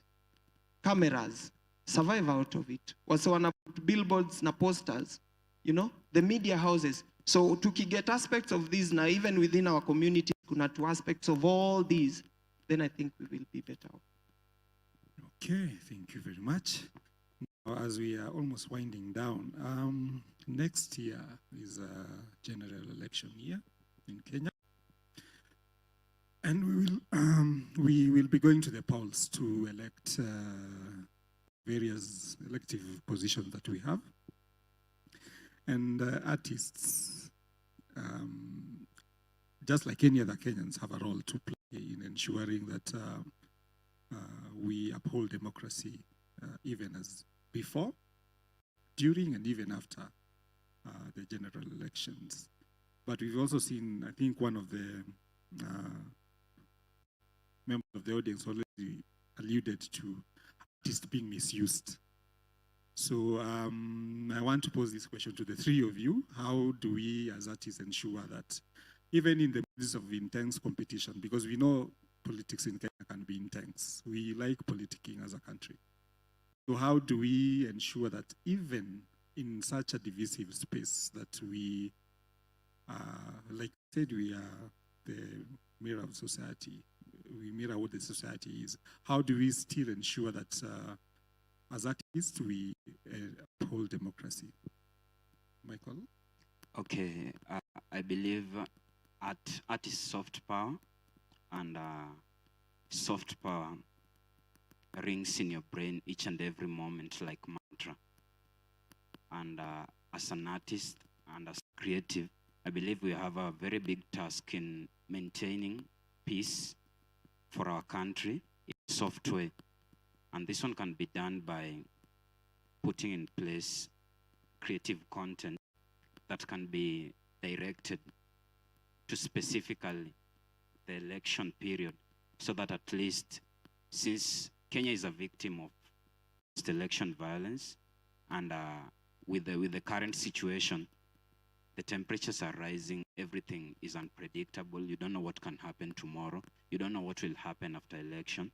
So for the artists and for the creatives as a whole, we should put in place like creative content that will be specifically for that particular period, so that at least even the citizens of Kenya still be doing the election. If they listen to such content, it will rotate in their brain like mantra, and anything that rotates in your brain will guide you through each and everything that you do. Okay, thank you. Shikkey, what are your thoughts on Everywhere you go, just preach peace. Preach peace, preach peace. I remember during the 2007-2008 elections, I saw how ugly it got because I was in a space where I guess you could classify it as a red zone, and it was ugly. Everything about it was ugly. And to be honest, I wouldn't want we go back to that space again. Preach peace. If you are hearing a lot of rumors and it's misinformation, and maybe you know the information better, tell people about it. You don't have to see rumors flying about wars or like sijui tunataka wase kesho or nini, and you just stand there because you're being part of the problem. If you're able to, continue preaching peace. That's all I have to say. Javan, artists have been used. So, as an artist, how do we uphold democracy in a very divisive environment? I think artists are catalyzers of change, both either negative or positive. It's upon individuals to really decide what they want to do. And I believe for those of us who've known what is right, then it is our mandate to have as many people, as many artists, shift to this other side of preaching what democracy is, what true change is, what is objective leadership. Because also, some of these touch down to our economic being. If you're struggling financially na mtu labda amekuja akakwambia nakupatia hii do unitole ngoma because anajua wewe ushika wase, it goes back to an individual decision, because also we say as long as we have 18 years you have that decision. But there are a number of us who've known what is right, and we ask that mtu yote unajua what is right, let's keep it normalized, tuongee about it mpaka to have that other majority on this other side, na pia tujaribu kuempower wenzetu. Usiachilie mwenzako aende sana alafu useme alipotea. Talk to them, tell them kuja hivi. But I think the biggest thing is let us all youths, creatives take part in this process.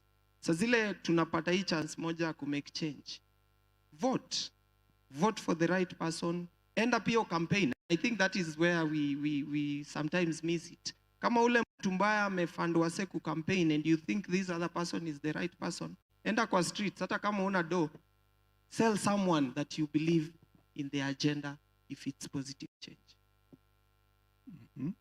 I have a very controversial remark about artists being involved in political parties and stuff like that. I actually think it's their right if they want to. And the moment you tell an artist that, oh, if I see you supporting a certain person, I don't believe in your cause, I think you've lost what, then you're infringing on their right to be able to participate in the political scene and be able to support whoever they want at the end of the day.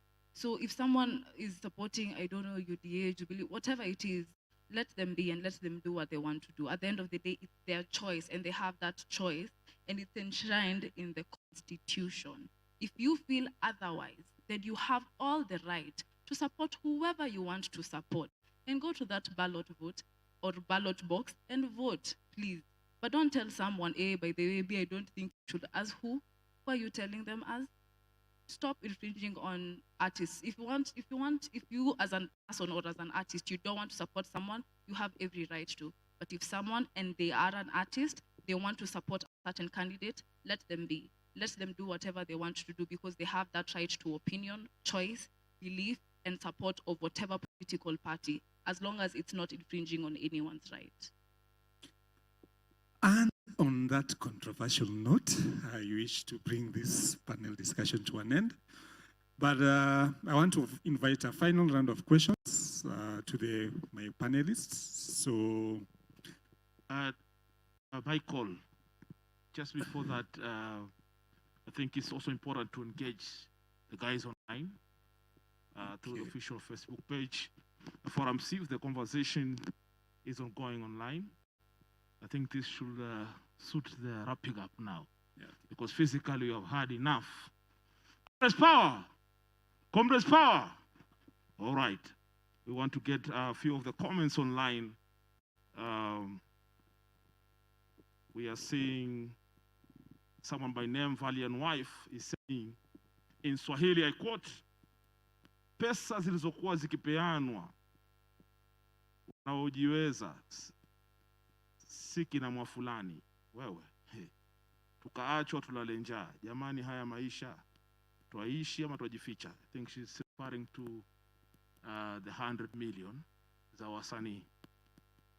MC Vislim is saying, as activists, we need to come together and influence change in the Kenyan art setup. It's not easy being an artist from the grassroots level. Power to Miko, Migra, Shikkey, and Javan. Someone here is saying, the state of economic crisis in the country has resulted into depression, cases among many artists. We need to use the soft power in arts to change the narrative in Kenya. We must rise up and fight for responsive government. Just a few of the comments online. I can see there are still more. Allow me. All right. There's still more here. Masika Mohammed is saying, COVID funds zilipotea tu hivyo hivyo. I wonder kwani kila kitu Kenya hii ni connection? There's a question. And then we have another comment from Valiant. Hizi pesa walisema ni za wasanii. But funny thing, zilipeanwa kwa wasanii tajika, wanaomiliki magari, nyumba, wasanii wanaweza kujikimu kimaisha. Lakini sisi others tulitupwa kwenye kaburi la sahau. Kwani haya maisha tunaishi ama tunajificha? Kefa the Don anasema, big up Migra, Javan the Poet, and Shikkey. Back to you, Michael. Okay, thank you. So, because of time, I'll only take 4 questions. 2 gentlemen, 2 ladies. Yeah, there's a gentleman and a lady here. The gentleman goes first, and then we shift to this other side. Kuna mic? Is there a roving mic?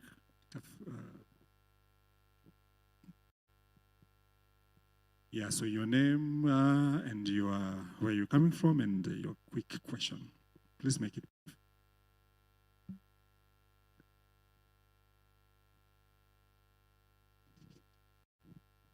Okay, good afternoon.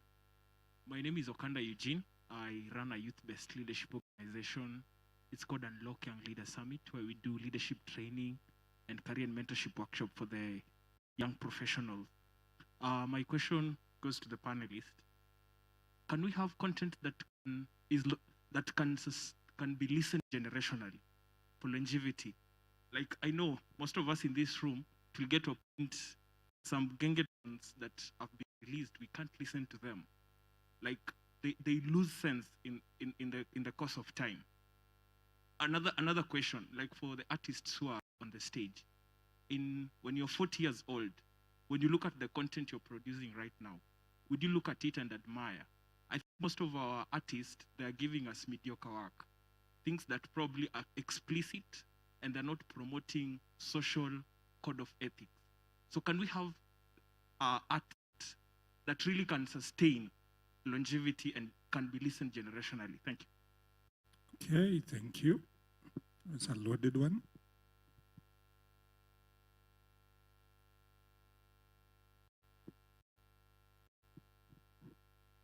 I'm Faith Mutua from Dandora Community Justice Center.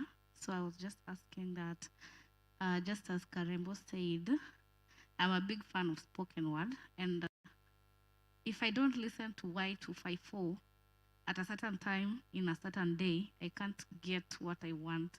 So I was asking, like, these apps, mostly they're for music. So I was asking, is there any specific app that can be formed that can include only like majority of spoken word? Because I don't know most of them by name. I can't go to YouTube, especially that the data rates are high. Can we get a cheap app or an affordable one that has this all-included spoken artists? Thank you. So you're asking, okay, so I think the artist had you. So we're going to take two more. There's a hand there. It's a guy, and then I'll pick one for a lady. Have you spoken before? I think. No, let's give it to somebody else who's not have an opportunity to speak.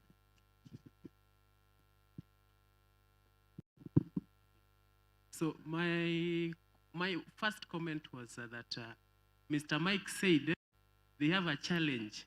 There are two mics here, so which one? The panelist, not moderator. Oh, all right, thank you. Okay. He had a complaint that in the Eastlands they have good number, but there is no shows to be there. But a challenge to him is that when they get money in those Eastlands, they go to Uptown. So who do you want to promote your music down there? So think on that. And finally, is that I want to tell you people, when you get your foot on the stage, please let's talk facts. Tusitupe tu maneno, because people here want to copy. But when we are not real, we are going to copy fake things. Thank you. On the same gentleman, excuse me, I want him to be more specific on what he means by fake, if you don't mind, so that we know what we are addressing. Thank you. Okay, when somebody like the female gender, she's Shikkey. there, like Shikkey, she's there to represent maybe the female artists who are in her industry. Her name is Shikkey, not Shikkey. what you said. Oh, see Shikkey. So I want you to address her properly. Pole Unajua mrembo, ni pole. mwanasheria anaweza kugeuzia. Anyway, endelea. Tutaenda kwa street, but ni sawa. Pole mrembo. So, like when you go to a stage and you are representing the people who are here, when you are asked who ate the money, and you are an artist who went to Sani to bring change, not to make money, you need to be having facts. Going there to start telling us, we know who ate money, but we can't tell them. What are you trying to tell the people you are representing? When you're the mouthpiece, talk those people ndio tujue you are real, you're not acting. Thank you.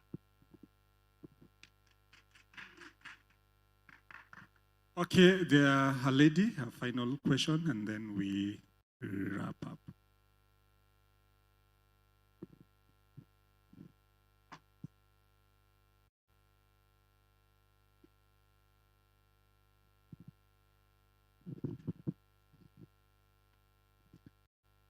Amchangoni wote, angalau sisikii Kisungu sana na ni mimi ni mama lakini nimesikia moja kidogo.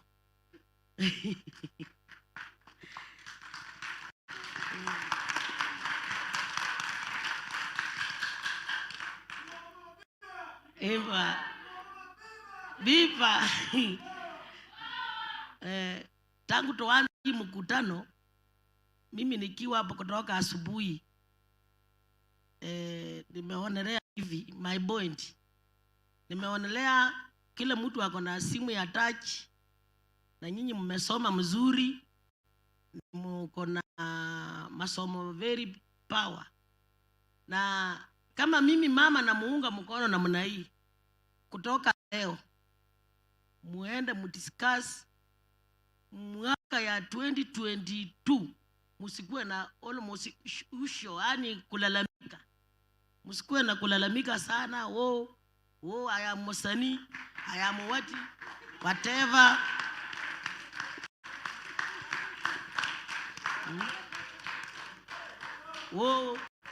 Wengine wamefanya, tunaushwa na tamu na mkono nini. Hiyo vitu yote 2022 muende mukae, vijana wote, I am one of them, na muunga mkono.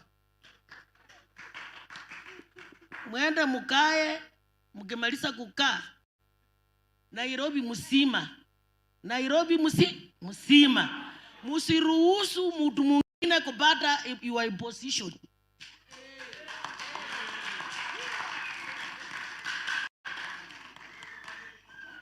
Mimi kama mama ndamuunga mkono. I am living in Mathare here. Yes.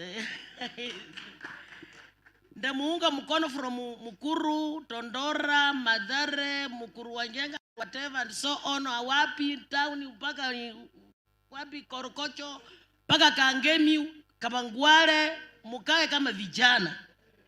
Na msijaribu kuacha opposition ya kaba na hapa. Mchukue kijana ambaye amesoma, kijana amesema hapa katiba hapa, ukienda hapa kwa nini? Wewe si mtu wewe ongea Kisungu ya huyo. Ako ndani.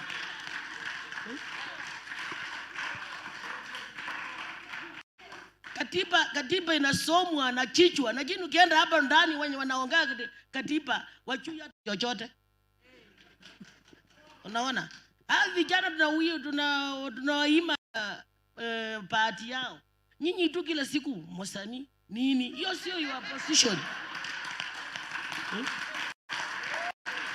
Asante.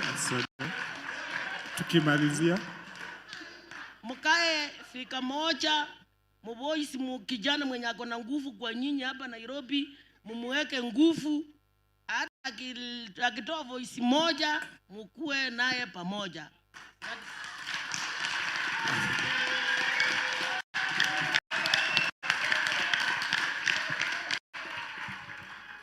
Asante sana mam, tumesikia wasia wako. Vijana tumeambiwa tushikane pamoja. 2022 kura yetu iwe ni kura ya watu ambao wana maono na maadili, ndio tusije tukalia baadaye. I think wasia huo tumeupata, kila kijana ambaye ako hapa. So it's a challenge to us. Mama has given us. Isikuwe tunalia we cry because of the choices we make at the ballot box. So 2022 offers us an opportunity to rewrite the wrongs that we've done in the past. So, kazi kunyu. So, those questions, I think there were 3. There was Michael, uliambiwa wewe siku ile tu utaomoka hivi. Tutakuonea kwa view sasa. I will respond to that question.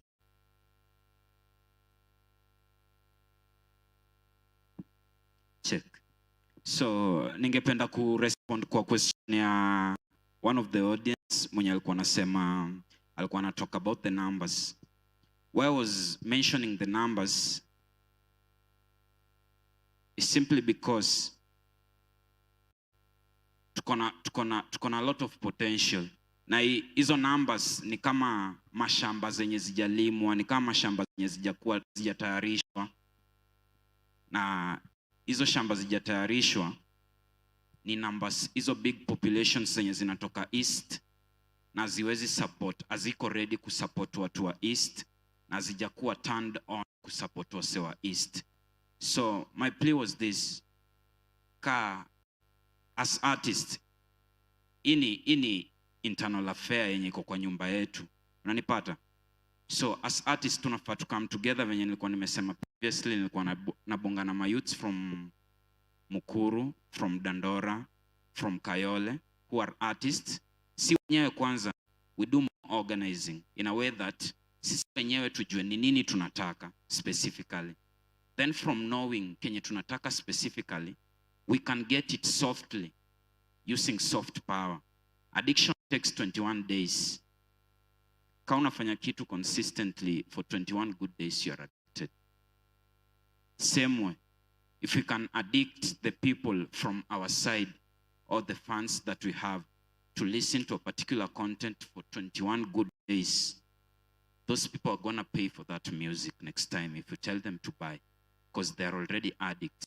So what I meant is turning those numbers into money, or turning those numbers into loyal fans who can support the artistic culture that is developing in the East.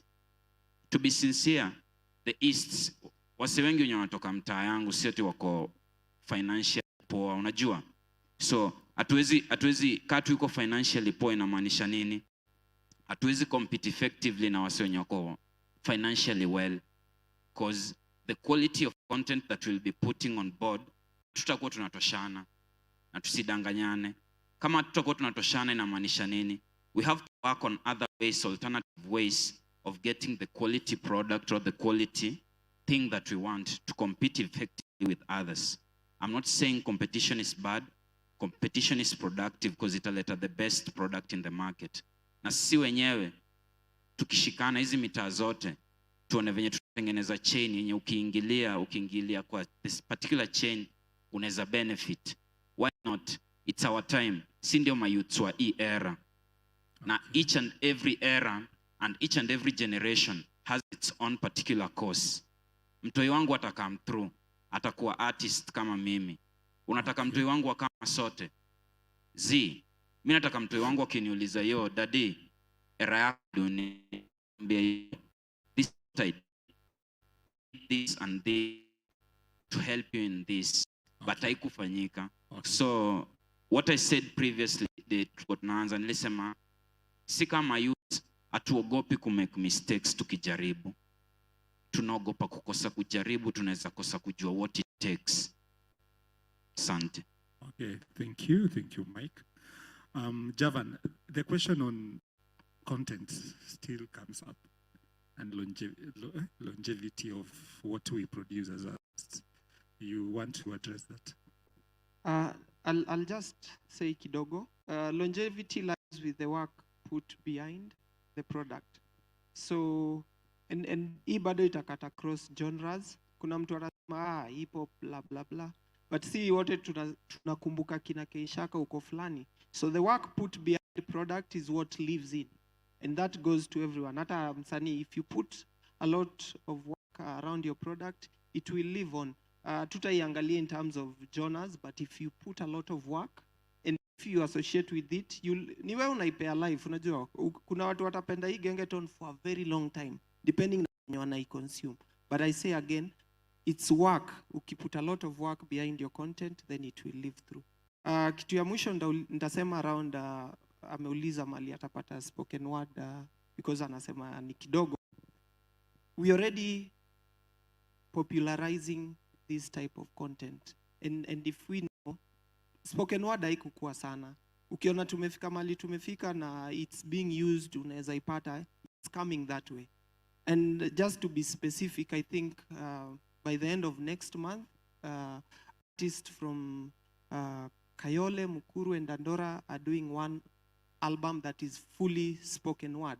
So tayari tunajaribu kuput product mahali. So utakuwa tu naingia kwa social media, just search spoken word na utazipata. Over time, this will be available. Hata hiyo TV umepata, it's because also it's getting there. There was a time it wasn't there. So we believe, na wale wasanii kwa space, if we put more work, very soon it will be available everywhere. Okay, thank you. Shikkey, you also want to respond to the issue of that was directed at you, and also on the same issue that Javan spoke about. Where do we find the spoken word pieces? Okay, sure, thank you. To the young man who gave me the question, I guess, and comment. One, my name is Shikkey. If that doesn't sit well with your tongue, you can use Shikanga. That's also okay. Number two, it's unfortunate that you feel like I'm representing or misrepresenting facts, and I'm not sure what fact exactly you feel like I have misrepresented. If it's when I was pointing out that there have been events sponsored by the government because the government wanted to plug into the art sector, it's because it did exist, but I didn't attend that event because I wasn't part of the invited guests. I also have the same questions that you are asking as to what next after the events. After the artists were called to State House because of the 70-30 rule and trying to get these media stations to talk about or to air more Kenyan content, I wasn't part of the artists who were called State House to talk about it, but we do know about it, right? And we still want to see the results. So I'm not really sure what exactly, is it when I was talking about activism and women in activism and why more women are not in the activism space or activism space? Do you feel like I misrepresented myself or women in general in that space? I'm not really sure what exactly you feel that I misrepresented, but I apologize if you felt that way. And if it's in a thought or an opinion that I shared, I would like to let you know that I have every right to share whatever opinion, I feel like. And you also have every right to think the way you think. What we can do is meet after this session and deliberate on our thoughts and opinions. We can come to a meeting round or like a neutral position. But I didn't appreciate the approach that you used to address me. And I hope that you never ever use that approach with any other panelist, especially a female, because it's very downgrading. Okay, thank you, Shikkey. On the issue of longevity, I would say that so many artists are using or creating art in a way that will transcend time. But the problem that is now is that we're in a space where we want to consume something immediately now that is relevant for this time. And the content that is relevant for this time is what is making more money than content that will maybe be listened to by our kids and our grandchildren. So I think one of the things that artists are battling with is being part of the trend and continuing the trend, or just being able to transcend that and be able to live in themselves fully and wholly. Okay, thank you. I'd like us now to make our closing statements. I will start with Javan. Javan, what will be your last statement, especially in light of what Ma'am said there? Nitakushukuru sana ma'am. Ma'am, ametoka? Poa, tumeongea kizungu mingi tunajaribu kufikia wale pia wako hapa. Asante sana, na nafikiria wale wako hapa tuna believe that change ni mimi na wewe. Ile tu nitasema, do what you can whenever you can. You are that change. Isikakue ni somebody else, but do whatever you can towards your change. Na mama ametuapplaud. I think ametuapplaud also in the same voice of taking your political responsibility as a citizen, as a young man. We are the biggest population, as has been said over and over and over. Do something na hiyo vote. Kama una, endo chukua ID. Kama uko na ID, chukua voters card. Vote. Whichever space iko na voting process ama decision making process, kuwa hapo ndani, ongea ukiwa ndani. That will be my last Thank you, Javan. Shikkey, as we close. Two things. There was a person in the audience who said that artists are really struggling, and ameona that fact venye tumeka hapa chini na tumeongea about some of the challenges that we are facing. But I also want to put out a different view, is that we are here on this stage because we have been able to overcome to a certain degree some of those challenges, and that we want to showcase that it is possible for everyone to be able to get to the place where you want, if it's artistically or in whatever sector of that you're in. So, and number two is that solution. We are part of the solution. We are always trying to figure out a way of how we can get or see the results that we want to see in this creative scene that we are in. One, I will say, for example, me and Njeri, he's somewhere, I don't know if he's still there, are trying to organize a workshop where we talk about intellectual property rights and contracts. So if you're an artist and you have no idea how to read a contract, or you have no idea about your rights as an artist when it comes to your work, we're organizing that event. Also, we are willing to partner with different community centers that have artists under them, or just people generally who want to know more about the law. We can talk and we can partner, and we can, we can do so much more in terms of being knowledgeable about our rights, because if you don't have knowledge, then you're not able to protect yourself. Number two, another solution is that as artists, there's something which I usually refer to called a shelf life. A shelf life, especially as a performing artist, can differ. You're hot in the scene for like 2 days, it can be for 2 years, it can be for 20 years. Every artist's shelf life is different. But beyond having a chance to be able to be on stage to perform and showcase your art and all those things, there's so many spaces where as an artist you're able to infiltrate and still contribute to the creative economy. One is the education. You can branch into teaching whatever skill you have. If it's poetry, if it's dance, if it's music, if it's sound, if it's whatever it is, you can be able to go down that route. And in that way, you can be able to even pass policies as an expert in art and education as to why art should be in the schools, for example, why we should invest more in art in schools, drama festival, music festival, why it should be bigger than what it is. Another way is policies. you can invest in yourself by going back to school, if that's an option for you. If not, then that means the more you continue practicing whatever you're doing, eventually in some years you're going to be an expert in spoken word, an expert in blah, blah, blah, in dance, in all those things. And you'll be invited into spaces where you're contributing to the policies that affect such industries. And that's also another way that you can be able to help in whatever challenges that we are facing. At the end of the day, usanii haitaishia hapa kwa stage. And I always implore that if you're an artist or if you're passionate with the arts, it doesn't have to be on stage. You can be behind the scenes, contributing positively to what is happening in the creative economy. So if you see yourself in conferences, boardrooms, in meetings all over the world, talking about policies in art, in different sectors, youth, women, please go down that route, because we need those people. We need you in those offices to talk for us, because you understand what it means to be an artist. You understand what it means to be kukanyangaliwa, kutolipwa, you know, all those things. You understand what it means. And once you are in those spaces, hata kama ni politics, ingia kwa nini, vie for MP or MCA, pass laws that have to do with art and youth and policy around the same. We need more artists in all these spaces. So that's just a call to action for everyone who is here. Thank you, Shikkey. Michael? Okay, first I will give a vote of thanks to the audience and my fellow panelists for this amazing moment of discussing artistical issues on this stage. But my parting shot will be the culture. I'm going back to the culture. I would love to call upon partners, call upon corporates to come and partner with the already existing artistical spaces that are in the communities or anywhere.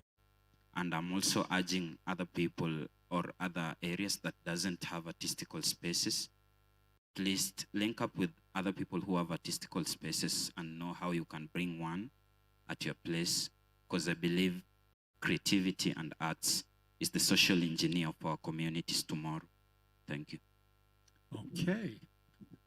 And with that, ladies and gentlemen, I want to bring to a close this very powerful session that we've had, unpacking arts and democracy, the well-being of the artists, the economic aspects of it, the social justice component. I think it has been a discussion that is important to have, and we've had very many recommendations and call to actions.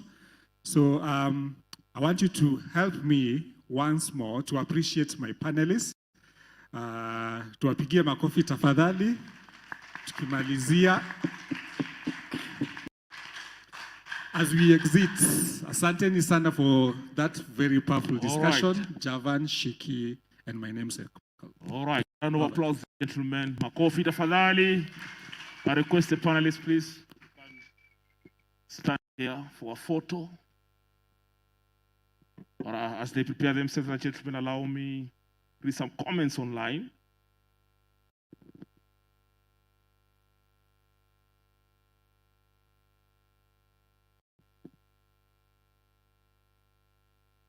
Photographers, do your thing.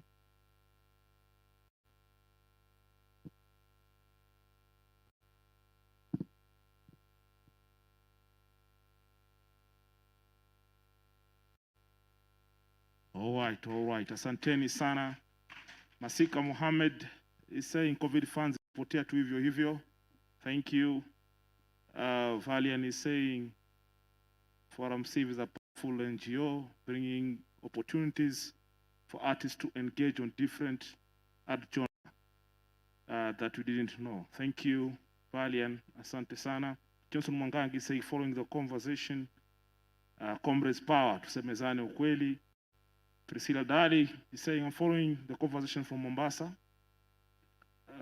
Michael Kamunya is saying, I'm following from Kiamunyi CBD.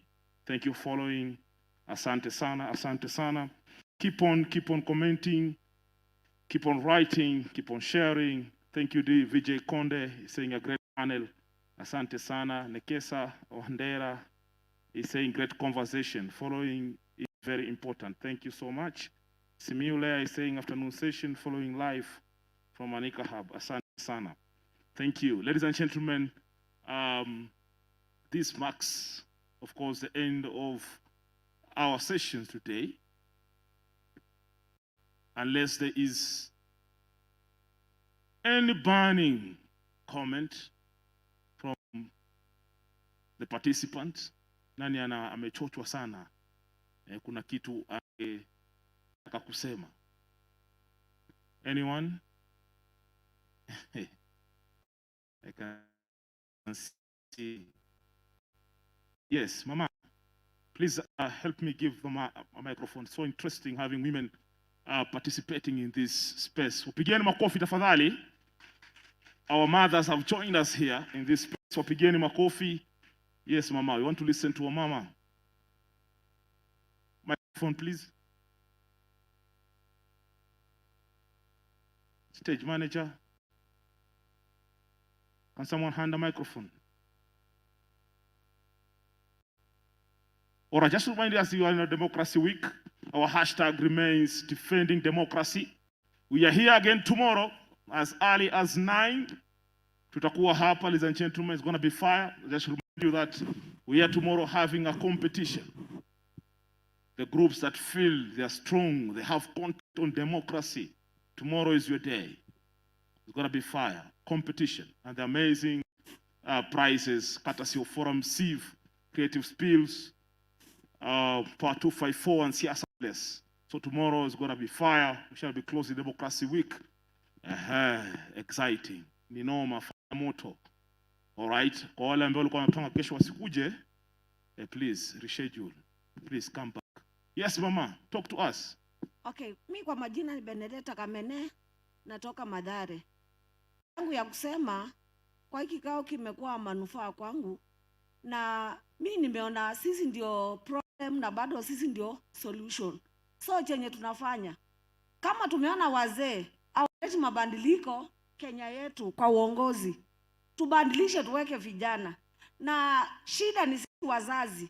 Kozi nikiona mtoto kama tuseme kwa mfano Michael amesimama, niko na ile wivu, niko na ile kinyongo. Sitaki kumuunga mkono ili tusonge mbele. Ni kuona huyu mtoto wa fulani atafanya nini? Huyu mtoto wa fulani ataleta mabadiliko gani? Sasa ni mimi, imekuwa responsibility mimi niende niongee na wamama wenzangu na wababa wenzangu wengine, tuone vile tunafanya nini, tutasupport watoto wetu ili Kenya yetu iweze kubadilika. Asanteni. Very powerful sentiments from Mama. Bila shaka now we see from the feeling in the morning here, young people, Rose wakasema wako tayari kusimama. Where are those young people? Please stand up for the second time. We want to see if you're serious. Wale wakereketwa wanaoingia katika vurugu mechi la kusimama katika viti tofauti. The young people are saying they're going to vie. Please stand up again. We want to appreciate you. You should talk. You should walk the talk. Not just say young people want to take over na nataka kujitokeza. All right. Wako hapo wengine wamejitoa tena. Almost 12 in the morning. Ladies and gentlemen, let us clap and appreciate this gentleman. Wapigeni makofi tafadhali. Comrades power. Comrades power. Forward social accountability, forward. Forward with gender equality, forward. Forward with activism, forward. Forward with comrade power, forward. All right, let us all rise up, ladies and gentlemen. Tusimame tafadhali. Viva! Viva! All right, DJ, there's that beautiful song of mine. Kenya Kipenzi Changu. We want to wind up this session today and then do a national anthem and we call it a day. DJ Kenya Kipenzi Changu, we want to dance. You know, these people love dancing. Just one thing I've realized, they love dancing. It's crazy.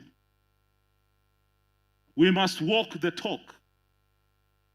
The cartels already prepared themselves and they're still creating opportunities on how they can come and buy us. So as young people, we have to start organizing. All right, DJ, are we ready? DJ, are we ready?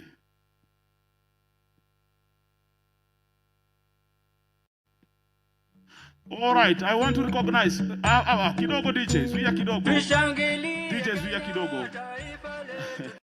All right. I have seen a very great leader in this space that I know I have to recognize. Ladies and gentlemen, with us here, we have Mr. Scofield Mulero, the director, Scofield Associates. Thank you. Please wave. These are great people who are very deep into research and shaping the conversation on peace and security in the country and also in East Africa. Pigeni makofi tafadhali. It's a rare opportunity to have leaders come listen to us here. Thank you so much, Mr. Scofield Mulero, for joining this space. You're welcomed. So DJ, please unleash the fire now. Want to see people dancing here. If you're patriotic Kenya, do the dancing. Let us sing together. DJ, let's go. You can join me on stage also if you wish. Hapana DJ bana. We cannot end like that. This is a climax, man. Kenya kipenzi changu. That's the song we want to dance. Yes, give me some sound, eh? All right. Let us do it. All right. You can join me here.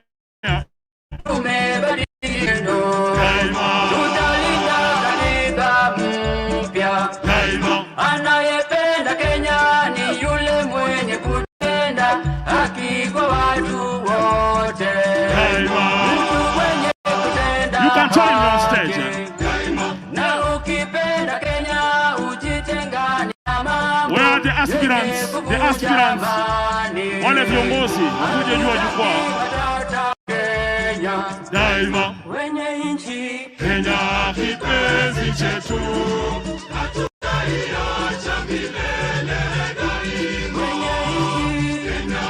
Where are the aspirants? Wale viongozi wako wapi?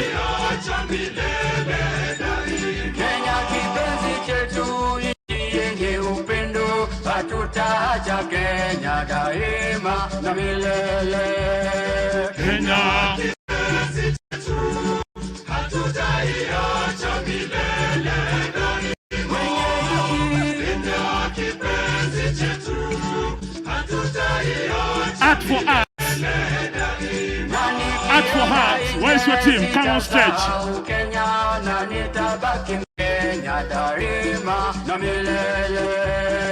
Kenya kipenzi chetu. Twende hapo.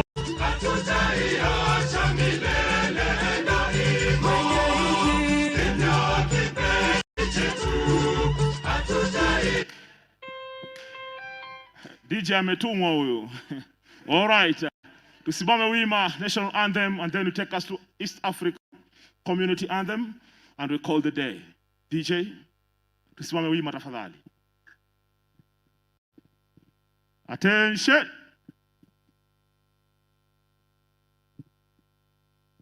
Just remind us, the conversation is still on Facebook.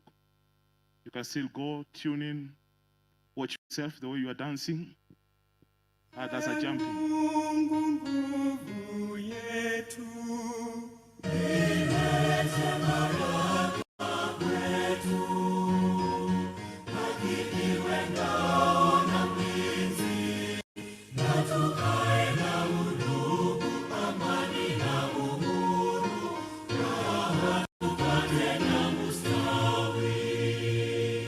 Afrika Mashariki.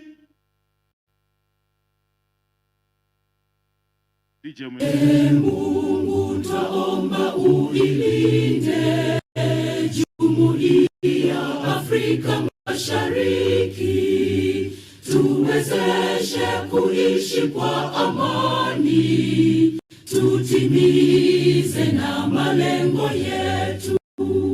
Jumuiya yetu sote tuilinde, tuajibike, tuimarike. Umoja wetu ni nguzo yetu, idumu jumuiya yetu. A round of applause, ladies and gentlemen. We love you. Tell your neighbor I love you. Tell your neighbor I love you. Nakupenda sana. Tuonane kesho mapema ndugu wapenzi. Tumalizie maswala. I've been your host MC001 MC Songora. Your favorite. See you. Ciao.